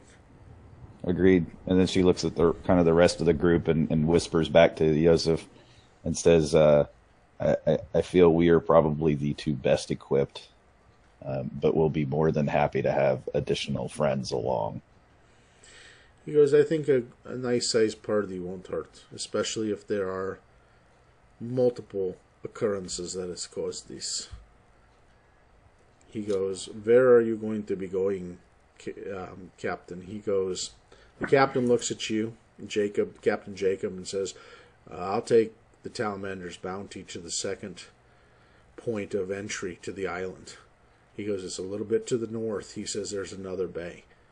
He says, I'm going to set anchor off there and send a small boat once we know a little bit more of what's going on to the shore. That way you'll have a rally point if you need it. But he says, for now, we're going in blind. He goes, I figured. He goes, he says, I didn't know because the Talamander's bounty had returned and everything was okay when they came back.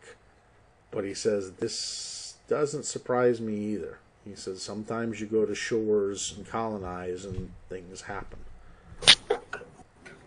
So, some people... Did it look like there was any damage to any of the structures or anything like that from what we could tell from the spyglass? No, not that you could tell at all. I mean, there was possible a little bit of destruction in the inner area, like at the campfire area. But you really couldn't. The spyglass didn't give you enough. It just gave you a lay of the land, saying there's been some disturbances. But as to Shara saying, having people like that, Ramona says, I don't disagree. In case she's needed for the healing things, we can bring maybe Ramona and a couple others ashore. She goes, I don't want to stir too much. She says, I'm fearful that the captain's going to have to keep order on the ship and make sure that he and his sailors, as well as some of the soldiers, don't cause a potential mutiny, especially if somebody feels like they aren't comfortable with what's going on. Some people will run in fear, others will want to go back and run away, and we can't do that. She goes, we need every one of these people. She goes, I will bring a couple of the sailors and a couple of the soldiers for the shore party up towards, and she lays down a map of the island itself. Let's see. Pop it down and see where that is. Excuse me.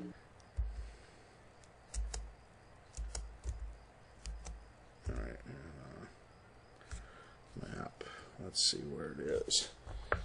Bear with me as I get this. Oh, Ancorato. I'm sorry. I mispronounced it. Ancorato. And it doesn't give an Ancorato map. Of course they don't.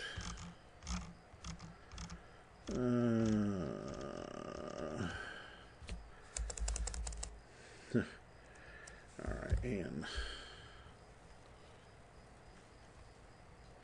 all right.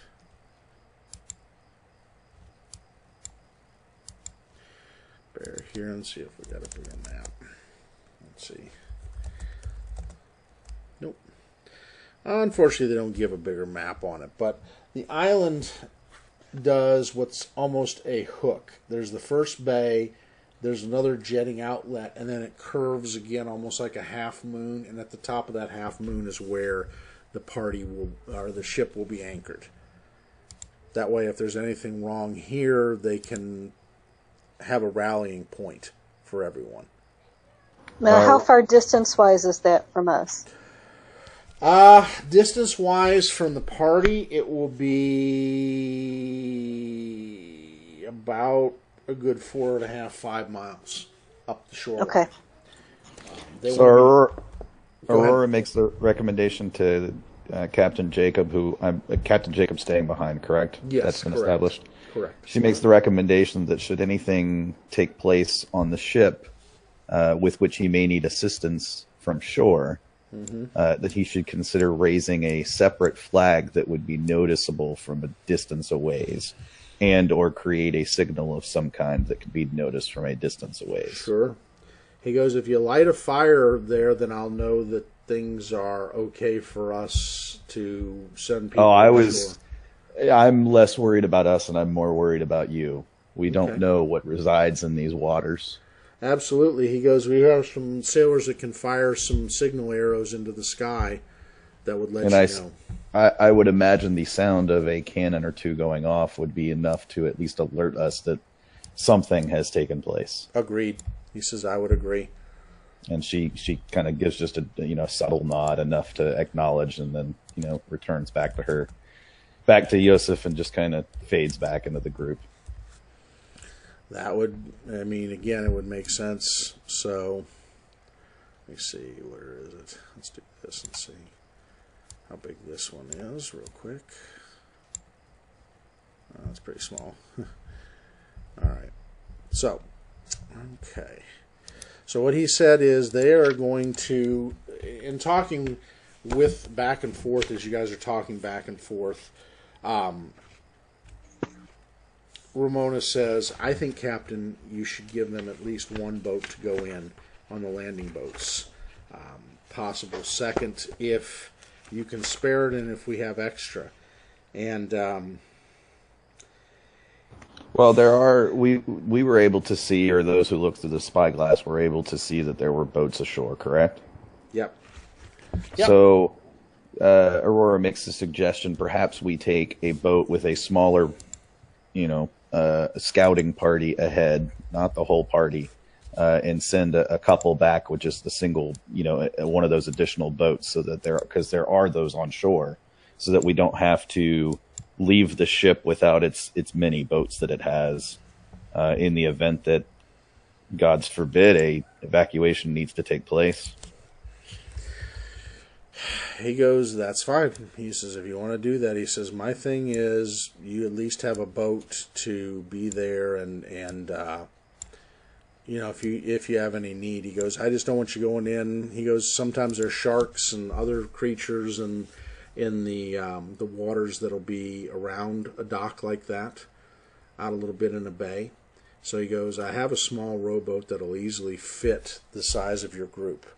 He says, our bigger boats are for debarking and taking the cargo over. He goes, we can't necessarily spare those and lose one.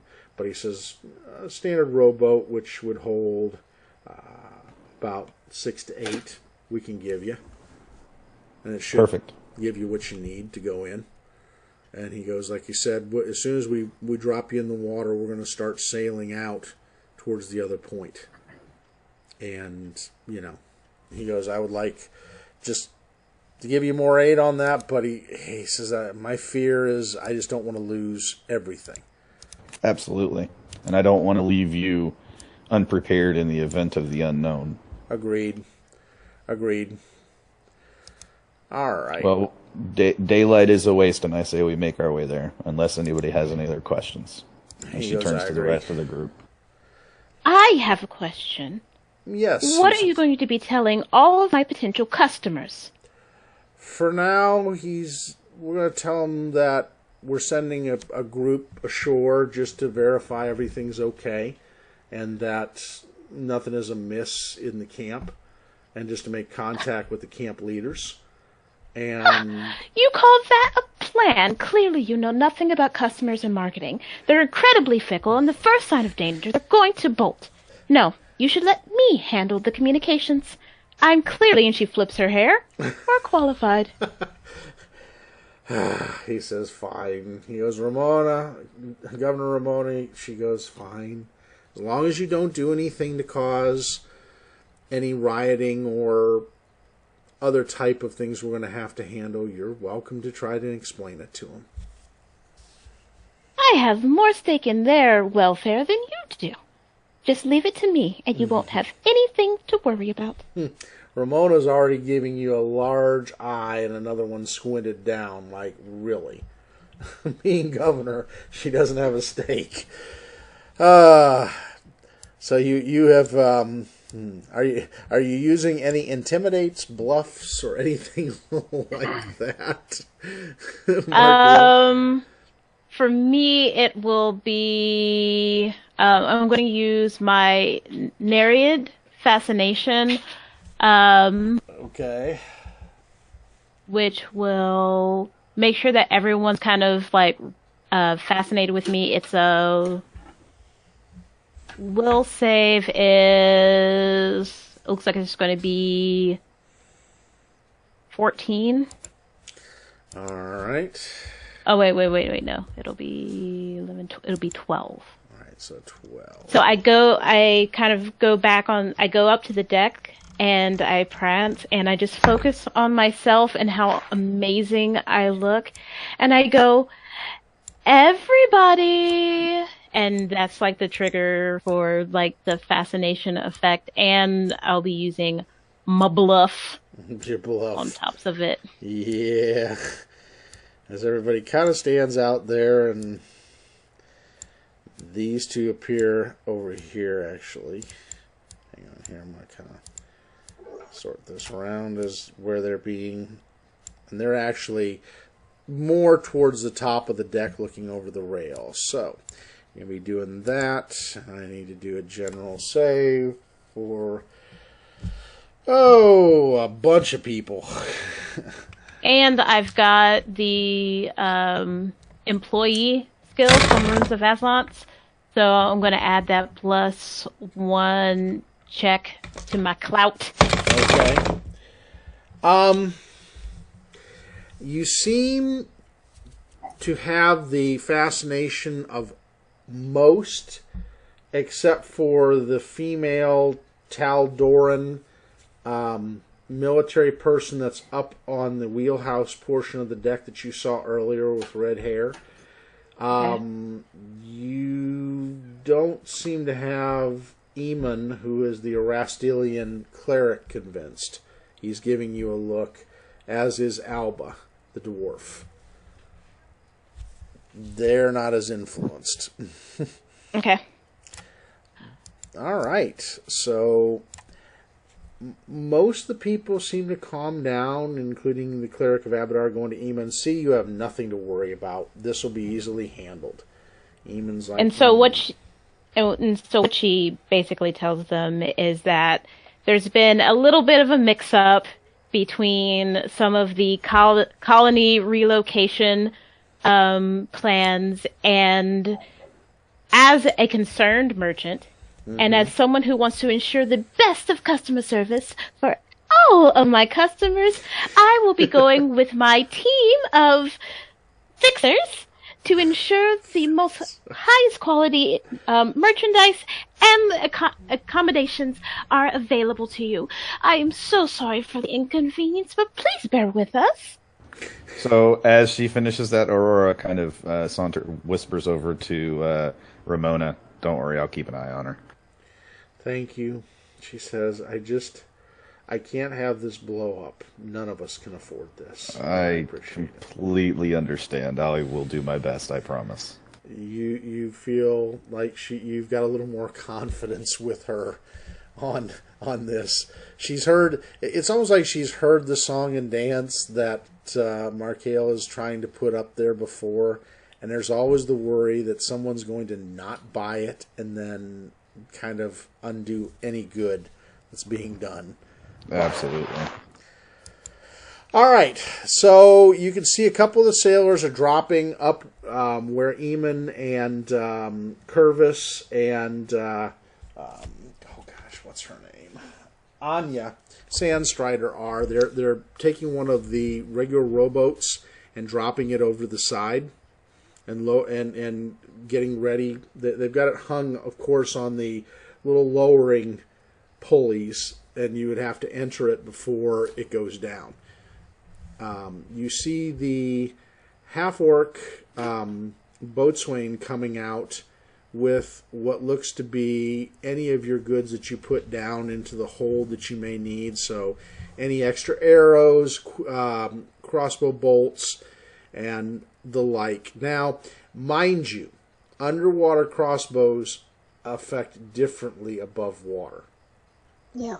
Correct. They're not. There's an inaccuracy to them, so keep that in mind. That if you end up using those, there's a whole other can of worms with that, just because of how they're laid out. And in other words, they can overshoot, overcompensate because of the amount of pressure needed for underwater.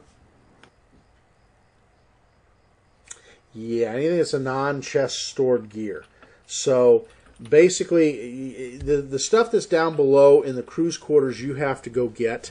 Anything that you put into the ship's stores, they're bringing up for you.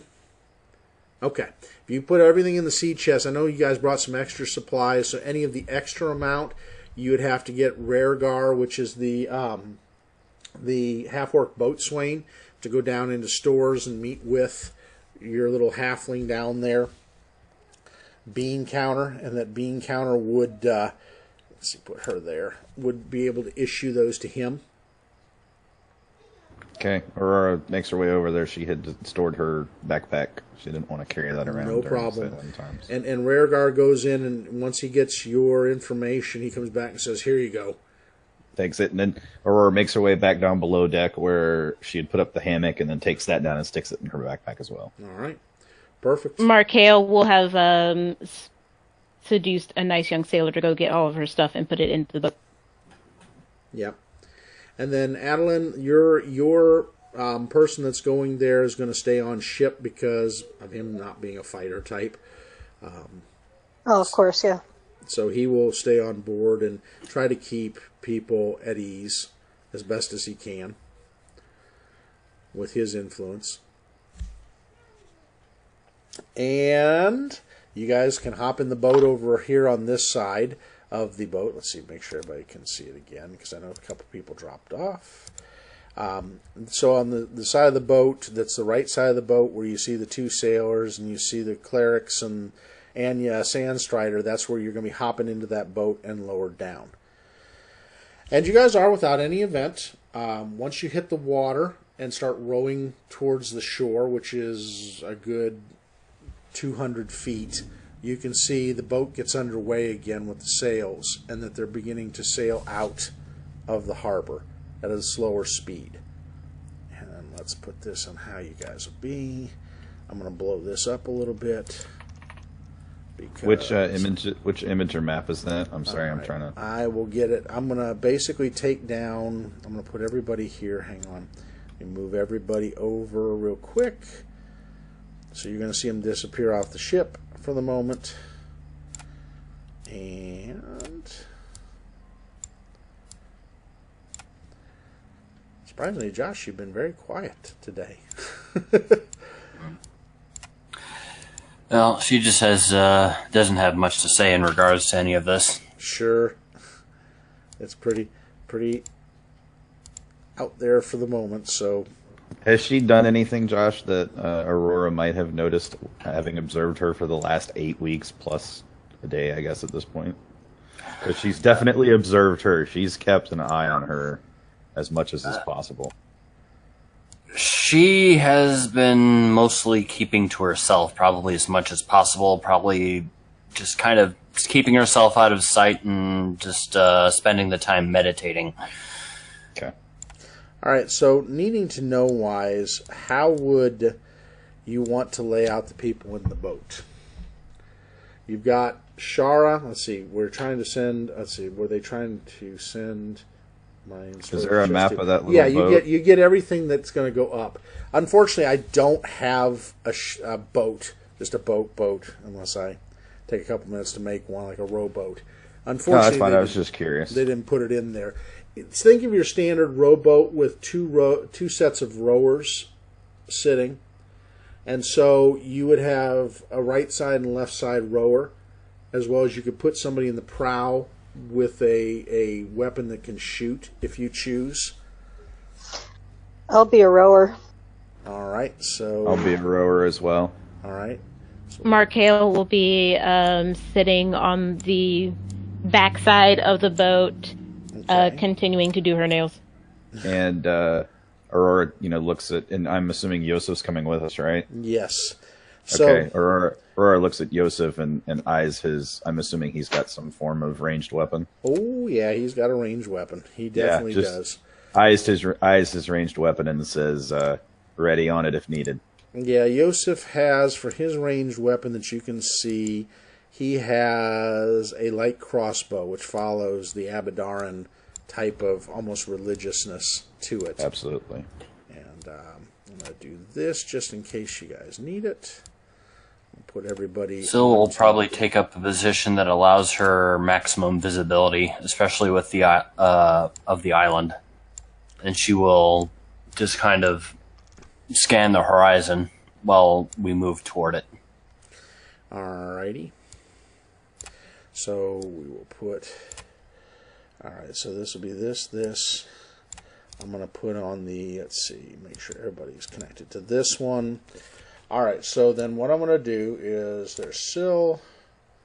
There is... And I know they're kind of small. Adeline, you're first beside Aurora. Then it's Syl and Yosef. And Shara, if you want, you can be at the prow of the boat because you have the... and it's up to you. You have the firing skills as a hunter. Out of curiosity, Rick, are the rowing positions forwards or backwards? It's how you want to sit them. Okay. You can... normally it's backwards, but you can switch it around to where you could have... You could actually put... you could put your Selkie Undine up front and be one back from her to reverse it, if you know what I mean. Yeah. I just want to make sure Aurora is faced forward. That's all I'm... Sure. So to do that, you can put the gnome, which you have found out the gnome is a gentleman by the name of Feridus, and he has a bow on him, a short bow. So he and your Undine Selkie, who doesn't have to necessarily be firing anything, Adrestia, but she would be up towards the front where Shara is. And that way then the others can row and keep an eye on the shoreline. So... All right, so you guys are making your way into what looks to be a good size. It's a nice size. Let's see if I can blow this up anymore. Yep, there we go. I will do this, and I'll pull this way. Hang on real quick. See if it'll let me pull it this way. There we go. All right. Let's do a little more. All right. So the boat is coming in with Shara being here up front. Then there's Faradis. There's Markale. Then there is Aurora. There is Adland. And then if I can get this to go out here, I'll just have to pull these two up. Just have to redo that again. Get those there. Get Yosef. Yosef is from here. Hang on, I'll put him here for a minute until I can resituate him. And Syl. Put her here for a second until I can resituate, and then I can get rid of these. And put them like this. Alright. So everybody is rowing in, just kind of picture that rowboat with the curved prow. And you guys are coming in. As you're getting close to the dock, you notice the water is, you know, the normal hit the shoreline choppy. But it's almost like you can see movement in the water, especially Shara can, since she's being like a lookout. And Syl, because she's looking towards the shoreline as well.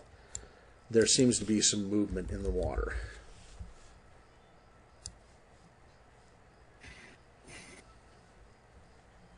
Some movement, huh?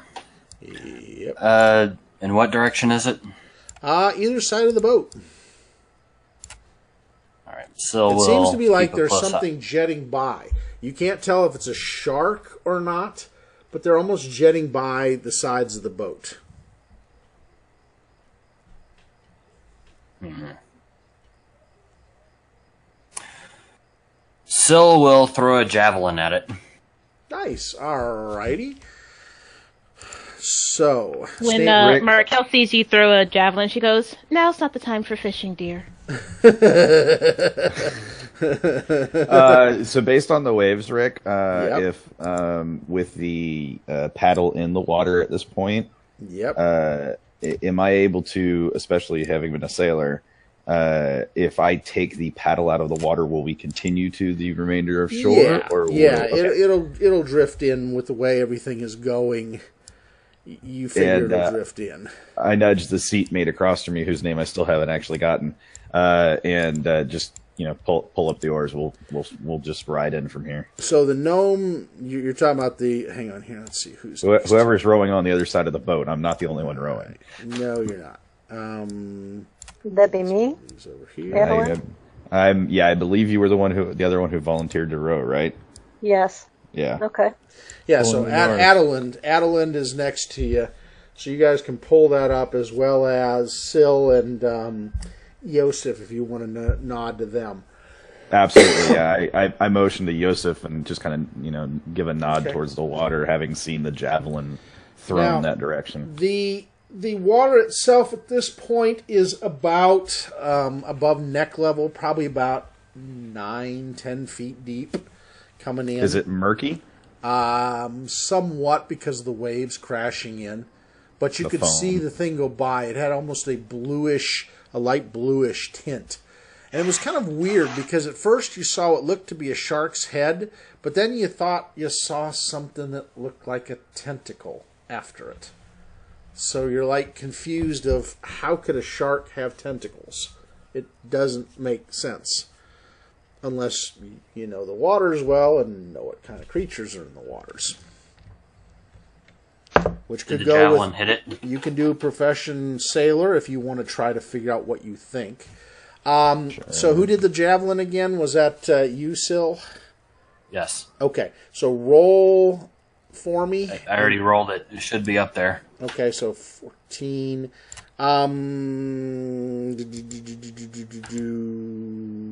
You just missed. You see it kind of nudged off of what was probably the tentacle, and now the javelin is back up again. It's kind of bobbing. All right. Well, when we pass by it, she'll pick it up. Okay.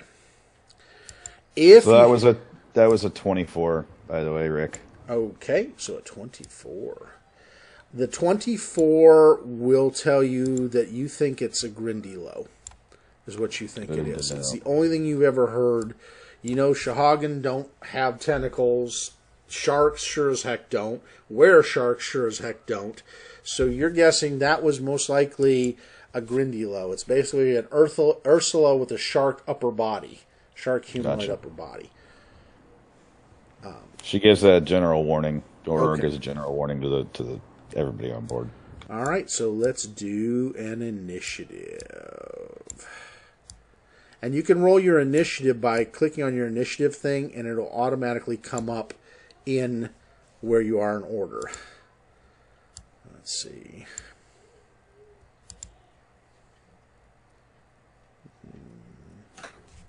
And then there we go. So I can roll great on a social check, but on an initiative check, no, it's got to be a 2. Yeah, you know. Well, to be fair, it's actually in most cases it's important to roll higher on the social check. Yeah, I know. No, I'm just it never fails. Yeah. It's initiative. What can you do? Hey, Shara, double click. It works on a double click. Yeah, you just double click it. There you go. Well, but hey, someone always has to come in at the last minute to save the day. Or cause more problems. Yeah, Shifty exactly. guys. All right, so far we got Shara 13, Markel 17, Adalind is a 10, Syl is a 6, Aurora is a 3, and then we got Yosef and the other fun. Let's get Yosef up here, and Ferdus. All right, where's Yosef? There's Yosef. Roll my initiative for him. All right, there we go. There's him, and then Valdis, okay, Ferdus goes, and he goes on a 5. Lovely. All right, this is going to be just a peachy little battle here.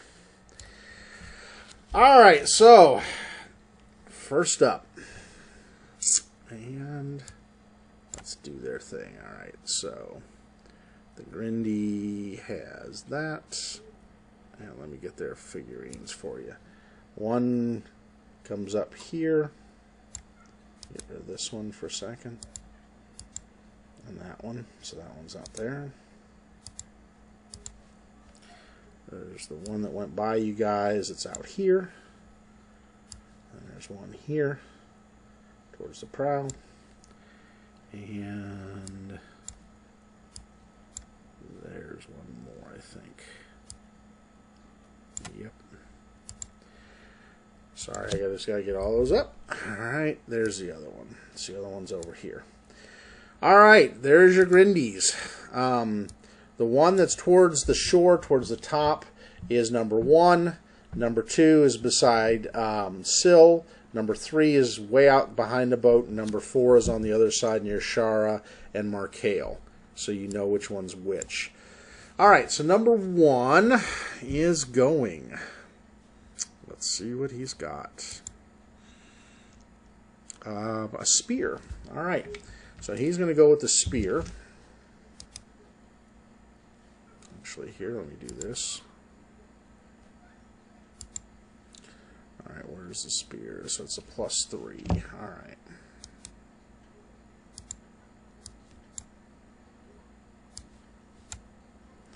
Nope, it's not going to roll on here for some reason. It's weird. It normally rolls. Alright. For some reason it says I'm Adalind. I'm not Adalind, I'm the Grindy. Let me go on the Grindy. Hang on here. Alright, there we go. Now we'll go on the Grindy. Alright. So it's a 20 plus a... What's the plus on there? +3, so 23. And that spear is going towards Shara. Shara, what's your armor class? Well, 23. A 23 is an automatic hit, I think, at that point. Alright, so it's 15. Yeah, and it will confirm. Ikes. Ikes. So the Grindy hits you with a piercing. Achilles heel. Normal damage plus 1d2 dex. So you take 1 to 2 dex damage, Miss Shara. You take 1 point of dex damage. And it does...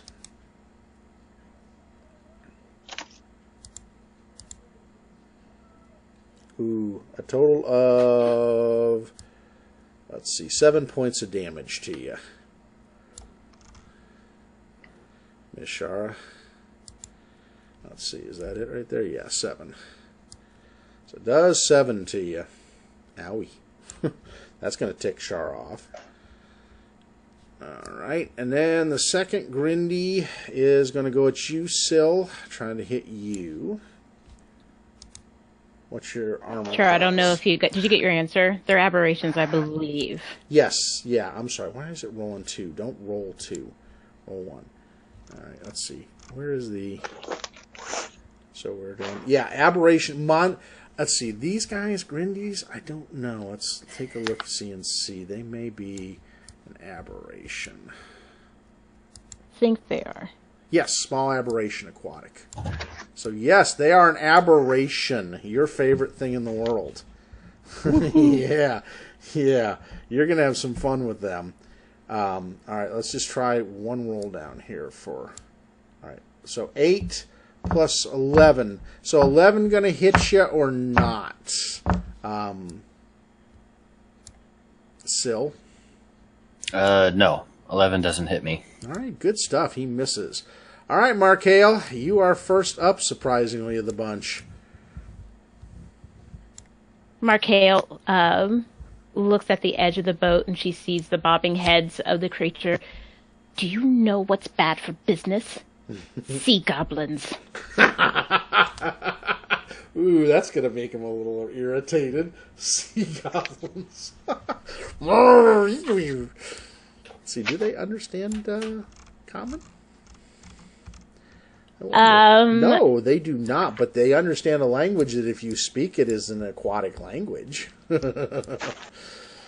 So did you... Oh, she's not going to taunt them. She's kind of muttering that under her breath, and she has so is she within striking range of the Grindilo nearest to her? Oh yeah. It's literally 2 feet away. So yeah. Okay. You can take a swat at it. All right. Sorry.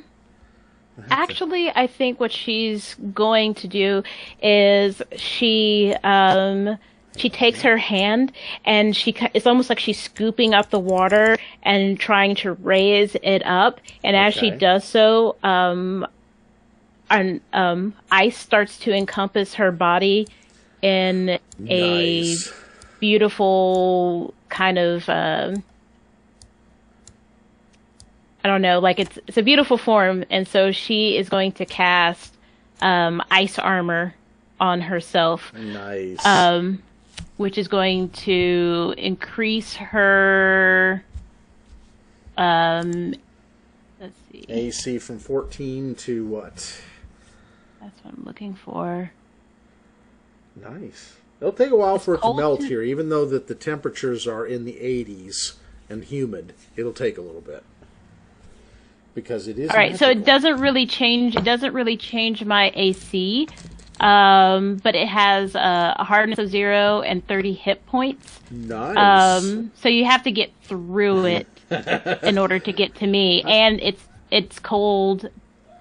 It doesn't do cold damage, so you have to get through it to get to me. Bug, it's time to get off the iPad. Okay, that works. 30 points. So I'm going to put this in then the temporary. So 30 points. Yeah, and it lasts 1 hour or until it's destroyed. Finish it up and turn it off. You've been on long enough. Then you can... Well, okay, then turn it off, and then you can turn on some music here if you want in the background. And I'll get you something to eat here in a couple minutes. All right, so good. That gives her... Dang, that'll be helpful. Yep. Considering you have 8 hit points. That's a good thing to have. Right? Yeah. All right, so Yosef is getting to go. Yosef has... Basically, he's picking up his crossbow, which will be his action, and then firing. because he basically had, as both had that were rowing, they had their bows sitting down, loaded beside them, which I hope most of you guys did, at least. All right, so he will go to attack, and there's his attack. So, and a 21 will hit. So they do 1d8 plus 4 piercing. All right, so let's do the d8.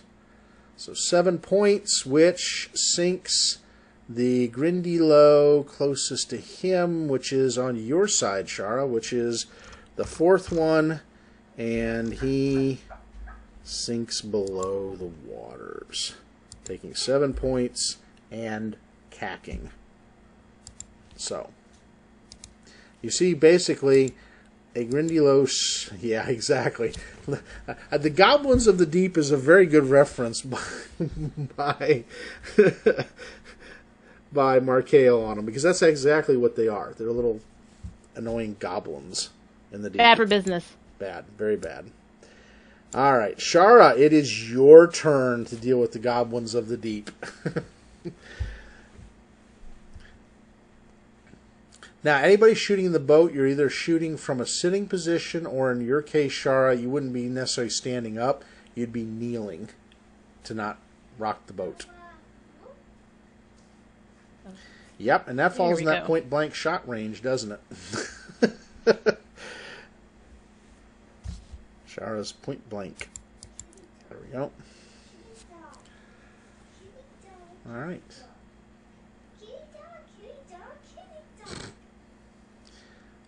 So, does anybody ever read Bad Kitty? Uh-uh. Oh my gosh. Nope. Bad Kitty. If you haven't gotten it and you get kids, read it. It is the funniest series for a kid that you'll ever read. Especially Bad Kitty gets a bath, and then Bad Kitty goes to the doctor. Think about it. Trying to take a cat for a bath or to the doctor. Yeah. Not good. All right, so on the trait, you hit +1 attack. Okay, yep.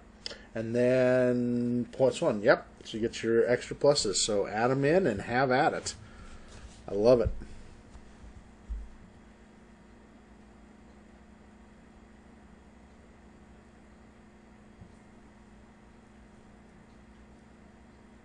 But once I get everybody used to each other, we'll get the chatter going. Usually it's very chatter-filled.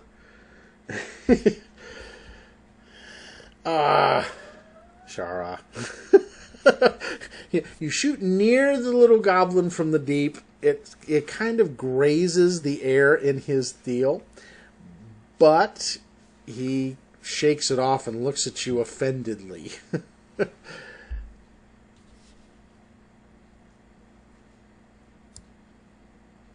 Alright. There's another Grindy in the back.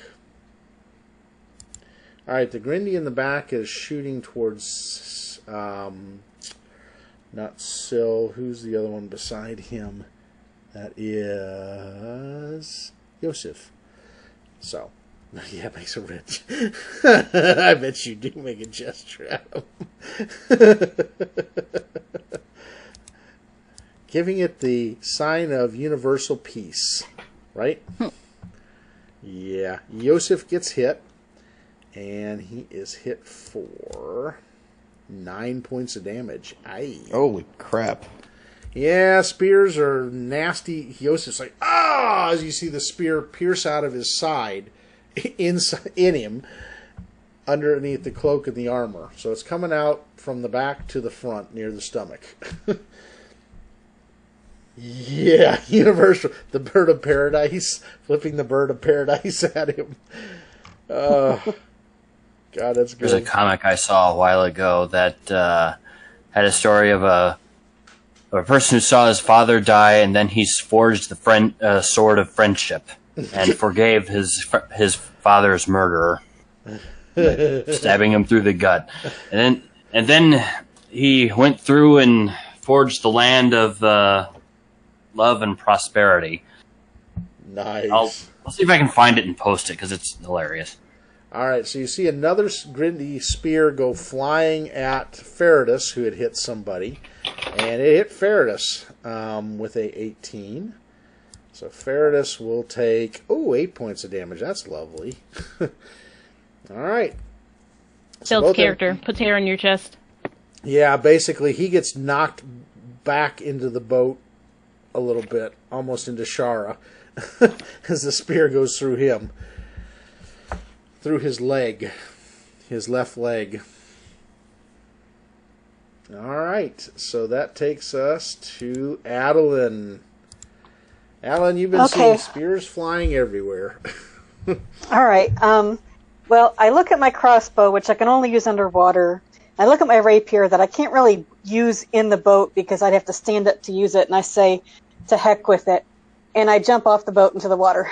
Nice. I love it. Our first water moment. I attack the Grindilo next to me with my rapier. Absolutely. You're in the water. So, let's see. The rapiers normally, they're not aquatic. Now, I am aquatic, and so you're used to with the rapier being piercing, it doesn't have any penalties to damage. That's right, because you're not slashing and you're not, it's not ranged. And I do have a swim speed, so I should be you're right up to him. Yeah, it's as soon as you go in the water, it's diving in and you're right in front of him. And he's looking down at you like, uh-oh. And you're I don't think I hit it, though. No, 11 will not hit it, but it goes right near his tentacles as he's trying to get out of the way of you trying to kill him. Okay, and that's my turn. All right, Silster. Does anyone damage the one directly beside me? Nope. He needs a big old thump upside the head. Okay. A flurry of whoop. Still, as a free action, still lets out a embarrassed kind of sigh, and then 12 won't hit it, Shara. You need 15 to hit it. Just because we're in the boat right now, aren't we? Yes, you're in the boat. Unless you want to jump in the water. Well, she'll remain in the... How deep is the water? About 10 feet. So you would have a little bit of sinkage, but you're not going to die. You could dog paddle up. It's not your... Especially if you don't have swim and other things. Were you the one that did not have the swim and all the other... You have that's correct. Minor... I'm not worried about her staying in one place because she wouldn't really need to, just to be in that one spot and just hit him. But bludgeoning attack's not so good underwater. No, you probably want to hit him up on top of the head. Whack-a-mole. So what she's going to do is that she's going to flurry of blows right here. And he's in range. You can hit him. He's looking up over just the edge of the boat with his nose and sharp teeth. You did try to attack her. But anyway, she'll flurry. Yep. And hit with all 4 of her attacks. Nice. roll, and destroy. Alright, so tail slap. Probably a miss. No, 11 won't hit. Kick. Nice try. Bloody hell. It's a good thing I have 4 attacks. Oh, no, wait. This is You're wrong. going to take the 4th to hit her. It's like, wah, wah. All right. Damn. You just not have... It looks pretty. I mean, anybody in the boat's going, holy crap, is just swinging around going at it. Just doesn't connect. She's thrown off a bit by being on the boat. It's probably rocking quite a bit right now. So, yeah. No, that's his hair. Let's not cut those. All right. So, those are his hairs. All right. Let's go down to Feridus. All right. Feridus is not amused by these creatures at all. In his gnome voice, he goes, Really? Really? You little creepy, crawly, nasty... not in a good state of mind. Let's see. Actions. And he is firing his masterwork composite bow at them. Dum dum dum dum dum chumba wumba dunkety doo. You have the look and smell of dog poo. Yeah, that's about right. And the arrow goes by Adeline, not hitting her, but landing in between her and the Grindylow as it goes through the water and down.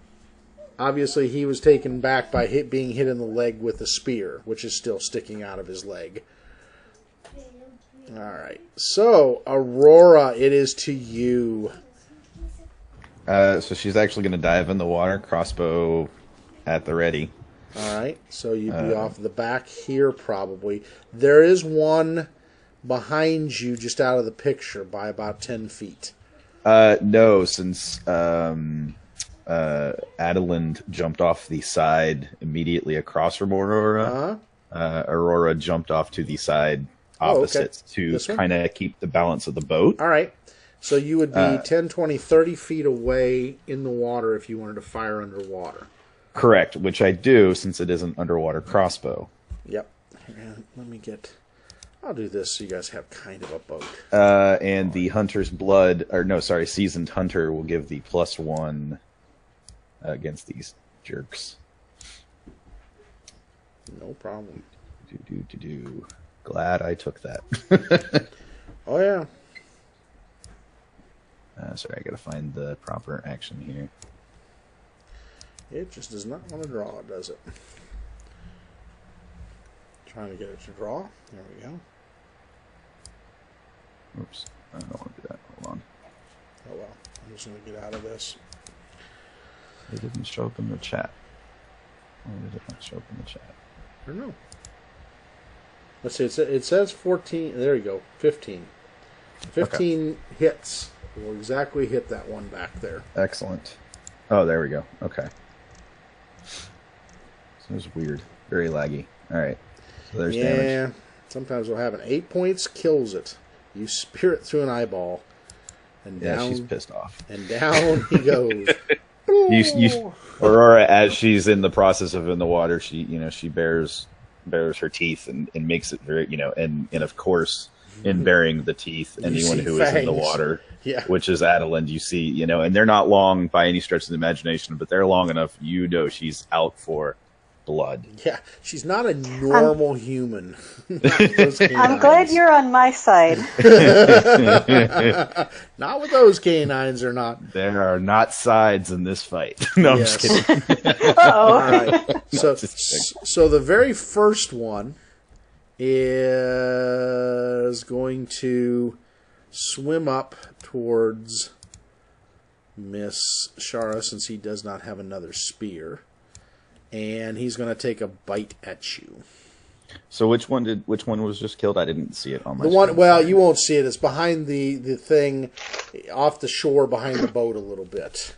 Gotcha. Okay. So that one is floating down to the bottom depths, 10 feet down. Yep. He's and gone. Let's see, the bite is -2. So this one's going to be this -2 on you. That's a 16. Does a 16 hit you, Shara? Dang it. All right. So the 6-sided dice, 1 and 2 stands for 1, 2 and 3 stands for 2 points, 3 and 4 stands for 3 points. You take a massive 1 point of damage from the shark teeth. Ew. Yeah. Takes a little chunk out of your flesh and leaves some bite marks. Alright, so that one then goes by this one to Markale. Alright, Markale, it is your turn. You don't see any nasties on your side. She moves past the Shara, and she says, "Oh, isn't the fishing fantastic, everyone?" And she's going to attack it with her spear. That's all right. I'll get you back on there again if you're there, Shara.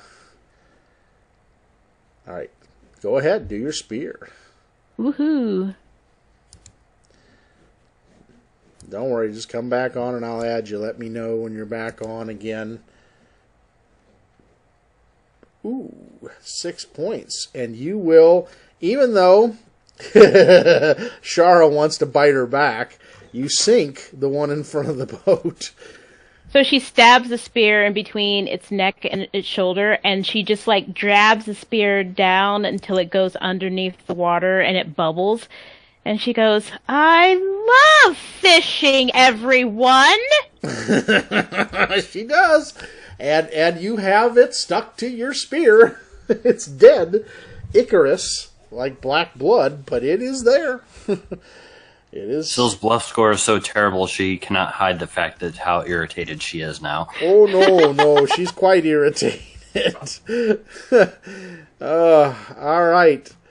So Yosef, trying to recover from the spear, first is going to pull the spear out of himself and then reload his crossbow. Probably not the better part of things, but, you can't shoot very well with the spear sticking in you. So, all right, and we're to Shara, since he did his 2 actions. Wish it was a repeating crossbow, but oh well. Go ahead, Shara. You are there.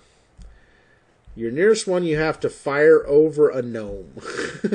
But that's okay. The gnome is down on sitting with a crossbow. So, you got about a foot sticking up. Yeah. Oh, yeah, you got him. No problem.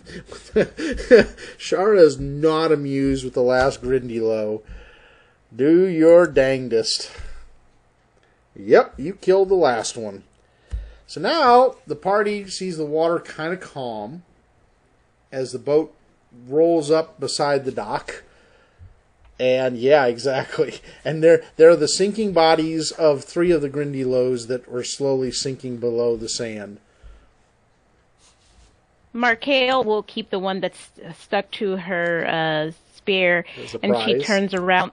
She turns around to the boat and she goes, "Honestly, I'm really going to need you to all try to sell this so that we don't upset my customers on the boat!" And she jams the spear into the sand with the remaining Grindylow. Yeah. Look, I caught the biggest one! Isn't this fun? Exactly. And she turns. As you guys are starting to get off, hang on here, I'll make sure everybody's reconnected on this one. As you guys are slowly getting off the boat, blood everywhere. I mean, the water around you, you start to see tails of reef sharks starting to rise to the occasion. And you can see a feeding frenzy going on where the Grindies underwater are.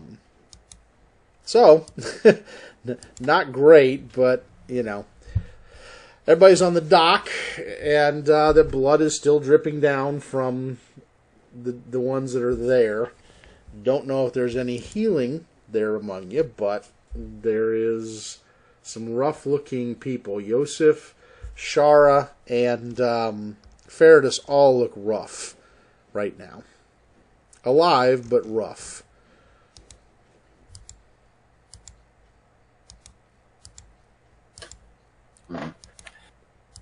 Sill is just thoroughly nonplussed about her performance in combat.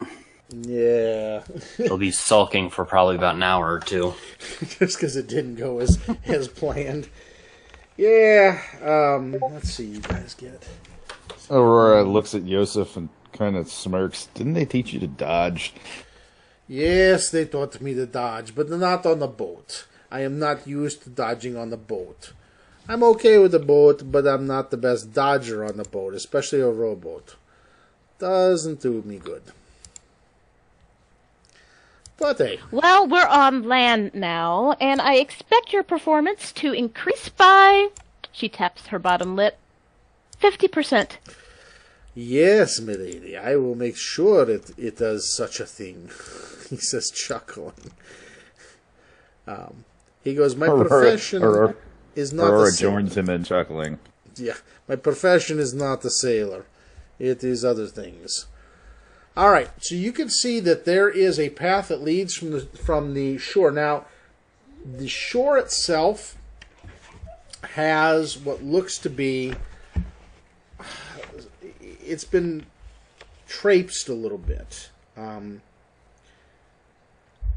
Let's see, where is it? is some movement that would maybe look like settlers, but there's also some other movement around the area. But you, mark you on the survival. Some of them went in the water. In fact, you're thinking maybe a few went into the water, but you can't tell whether it was from the fishing. Now, the boats that are on the shoreline are all smashed and capsized. And you can see them up and down the shoreline going north. There's at least probably 8 fisher boats that are all destroyed. Do I see only humanoid footprints? No, not necessarily. There you are, Shara. No, not necessarily. You see, there have been some storms and other things that have passed, so you really can't tell necessarily. Why is it? There we go. It looks like there was tussling maybe of sorts and maybe just marching of sorts. It's hard to tell because these are at least 2 weeks old. So you know they're humanoid type. You're thinking it's not the Grindylows that came on the beach and took them. Well, I certainly have some good news, and I have some bad news. Yes, you do. A little bit of each. She looks around to the party. Well, which do you want to hear first? Yes, Let's go with the bad news first. It's always good to follow up with the good. Yes, impress us. Give us the bad news. Ferris just chuckles. Yeah. Bad news, always good. Well, the bad news is that there was definitely some military activity, shall we say, here. Since you two are up there, the rest kind of down by the docks, I'll put it. Then you guys can move them around, you know. I'm just kind of setting them up around the docks either direction right now. The good news is it wasn't monsters. It didn't look like monsters, but... Now, there is a pavilion of tents, you see. Those are those orange things, orange-brown things, that were set up here. And they look like they could easily hold 2 or 3 people. Two of the tents towards the pathway have collapsed. You're thinking due to maybe wind and rain. Grass is growing high around them, like they haven't been used in quite a while. I want to do a monster lore on the dead Grundylow for weaknesses for future purposes. Okay. So that's going to be a general knowledge check since I don't have anything associated with that. Sure. But I get a plus. I get to add the wisdom and the intelligent modifier for it, plus an additional 1 because they are no, not the plus the 1 for the aberrations, but I do get to add the wisdom modifier to this roll. Okay. I gotta find my... Now these spaces here for movement are 10-foot spaces. add the plus. Oh yeah, you're fine. Yeah. Plus 1. the weakness of a Grindylow. That's always good. Let's see here. Like I said, I can roll them great out of combat. Just don't expect me to roll it for initiative. Basically, you don't want to get near the tentacles because they can do multiple things. The mouth or the eyes would be the more vulnerable points of them, like on a shark up near the nose. You pop it there. Probably some more stunning type of thing that you would get. They're very vicious. I mean, they literally are. I mean, Adrestia used the right word. They're the goblins of the deep. The Grindylow are probably very weak creatures, no more than a hit die, like a goblin. Yep, always good to have weaknesses, though. Yeah. I mean, you have a feeling they can be quite vicious if they want to be. And they usually will go in gangs or groups. So that's why you saw 4 of them. They're not a solitary creature. They're a lot like the Shahagan that are not solo hunters. They're group hunters. In fact, you probably figure they're very similar to the Shahagan in that way, other than that maybe they can go a little deeper. So, Okay, good. very similar. And again, I use Shahagan because most sailors know what those are. They tend to raid boats and attack boats and ships, so most people know them. Grindylos are more nuisances than the Shahagan are. Yeah, as you're moving up... Markale looks at the gnome and she says, "So, what was the nature of this village? What are the tents? What are the buildings?" He goes, it looks like it's the setting up of a village to be built. In other words, those would be the general fisher people and workers, the lower caste, even though we're not a caste system in Andoran. Don't think that people with money don't still get the preference when it comes to things. He goes, I know, I come from a rich family. Well, that's most of that. He goes out there, he says, you're going to see those buildings out by the farms, probably much more thatch-like huts. He says the ones inside the stockade are going to be more of your merchants and your upper-class skilled workers. He goes, especially that building that's up straight and just to the right of the well up there, he goes, that's the governor's home. Most likely where Ramona will be if Governor Arkley is not found. And what was the military force here? Guards? To protect. Soldiers? Yeah. He says they're a garrison. He says those two long buildings you see up towards the top, he says those are garrisons. Fully stocked? Probably. He goes, they probably had easily 30 soldiers here in case. Because, again, who's going to defend you out here? Your nearest help is quite a ways away. And we don't know who will be out here. The Chelish could be out here colonizing. The Garandes could be. The pirates could be out here. He goes, this is a very dangerous area. And he goes, and you might find some other things that you think will be your friends that aren't going to be your friends. He says, I'm guessing... He turns to... Go ahead. Go ahead. He just was saying, he goes, the Morden Spire elves won't be happy we're here. I can tell you that. So we'll have at least the elves after us, if nothing else. They don't like... She turns to the rest of the party, and she's just kind of like, well, ladies, since I am the figurehead of this here party, the dangerous work of going first, I'll leave to you. The eye roll level of Aurora right there was so strong you felt it. Oh, for sure. Yosef's like, oh my god. He says, I thought I left this behind, but I guess not. You never leave it behind, Yosef. You know that. Yes, never. What's up, Munchkie? Can I have some chips? Sure.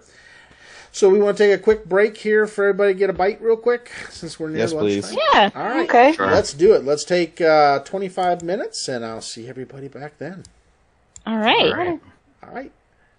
Wish there was a minimize option for these without actually like removing the map. Yeah, it is very difficult to figure that out. I will give you popcorn or chips. Which do you want?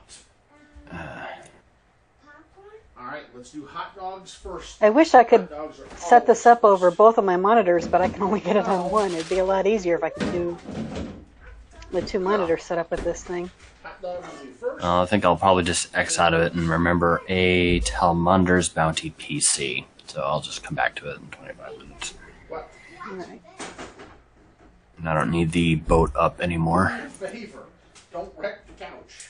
The couch is not meant to be jumped Right click and the option is there. Oh, well. on, okay?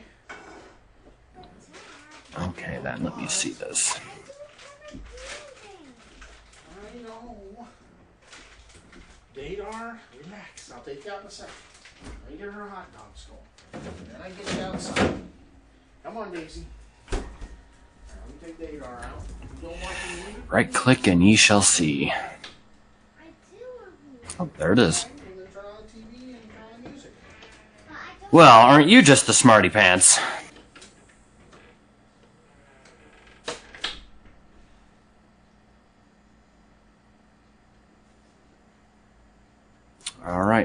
off to lunch I go.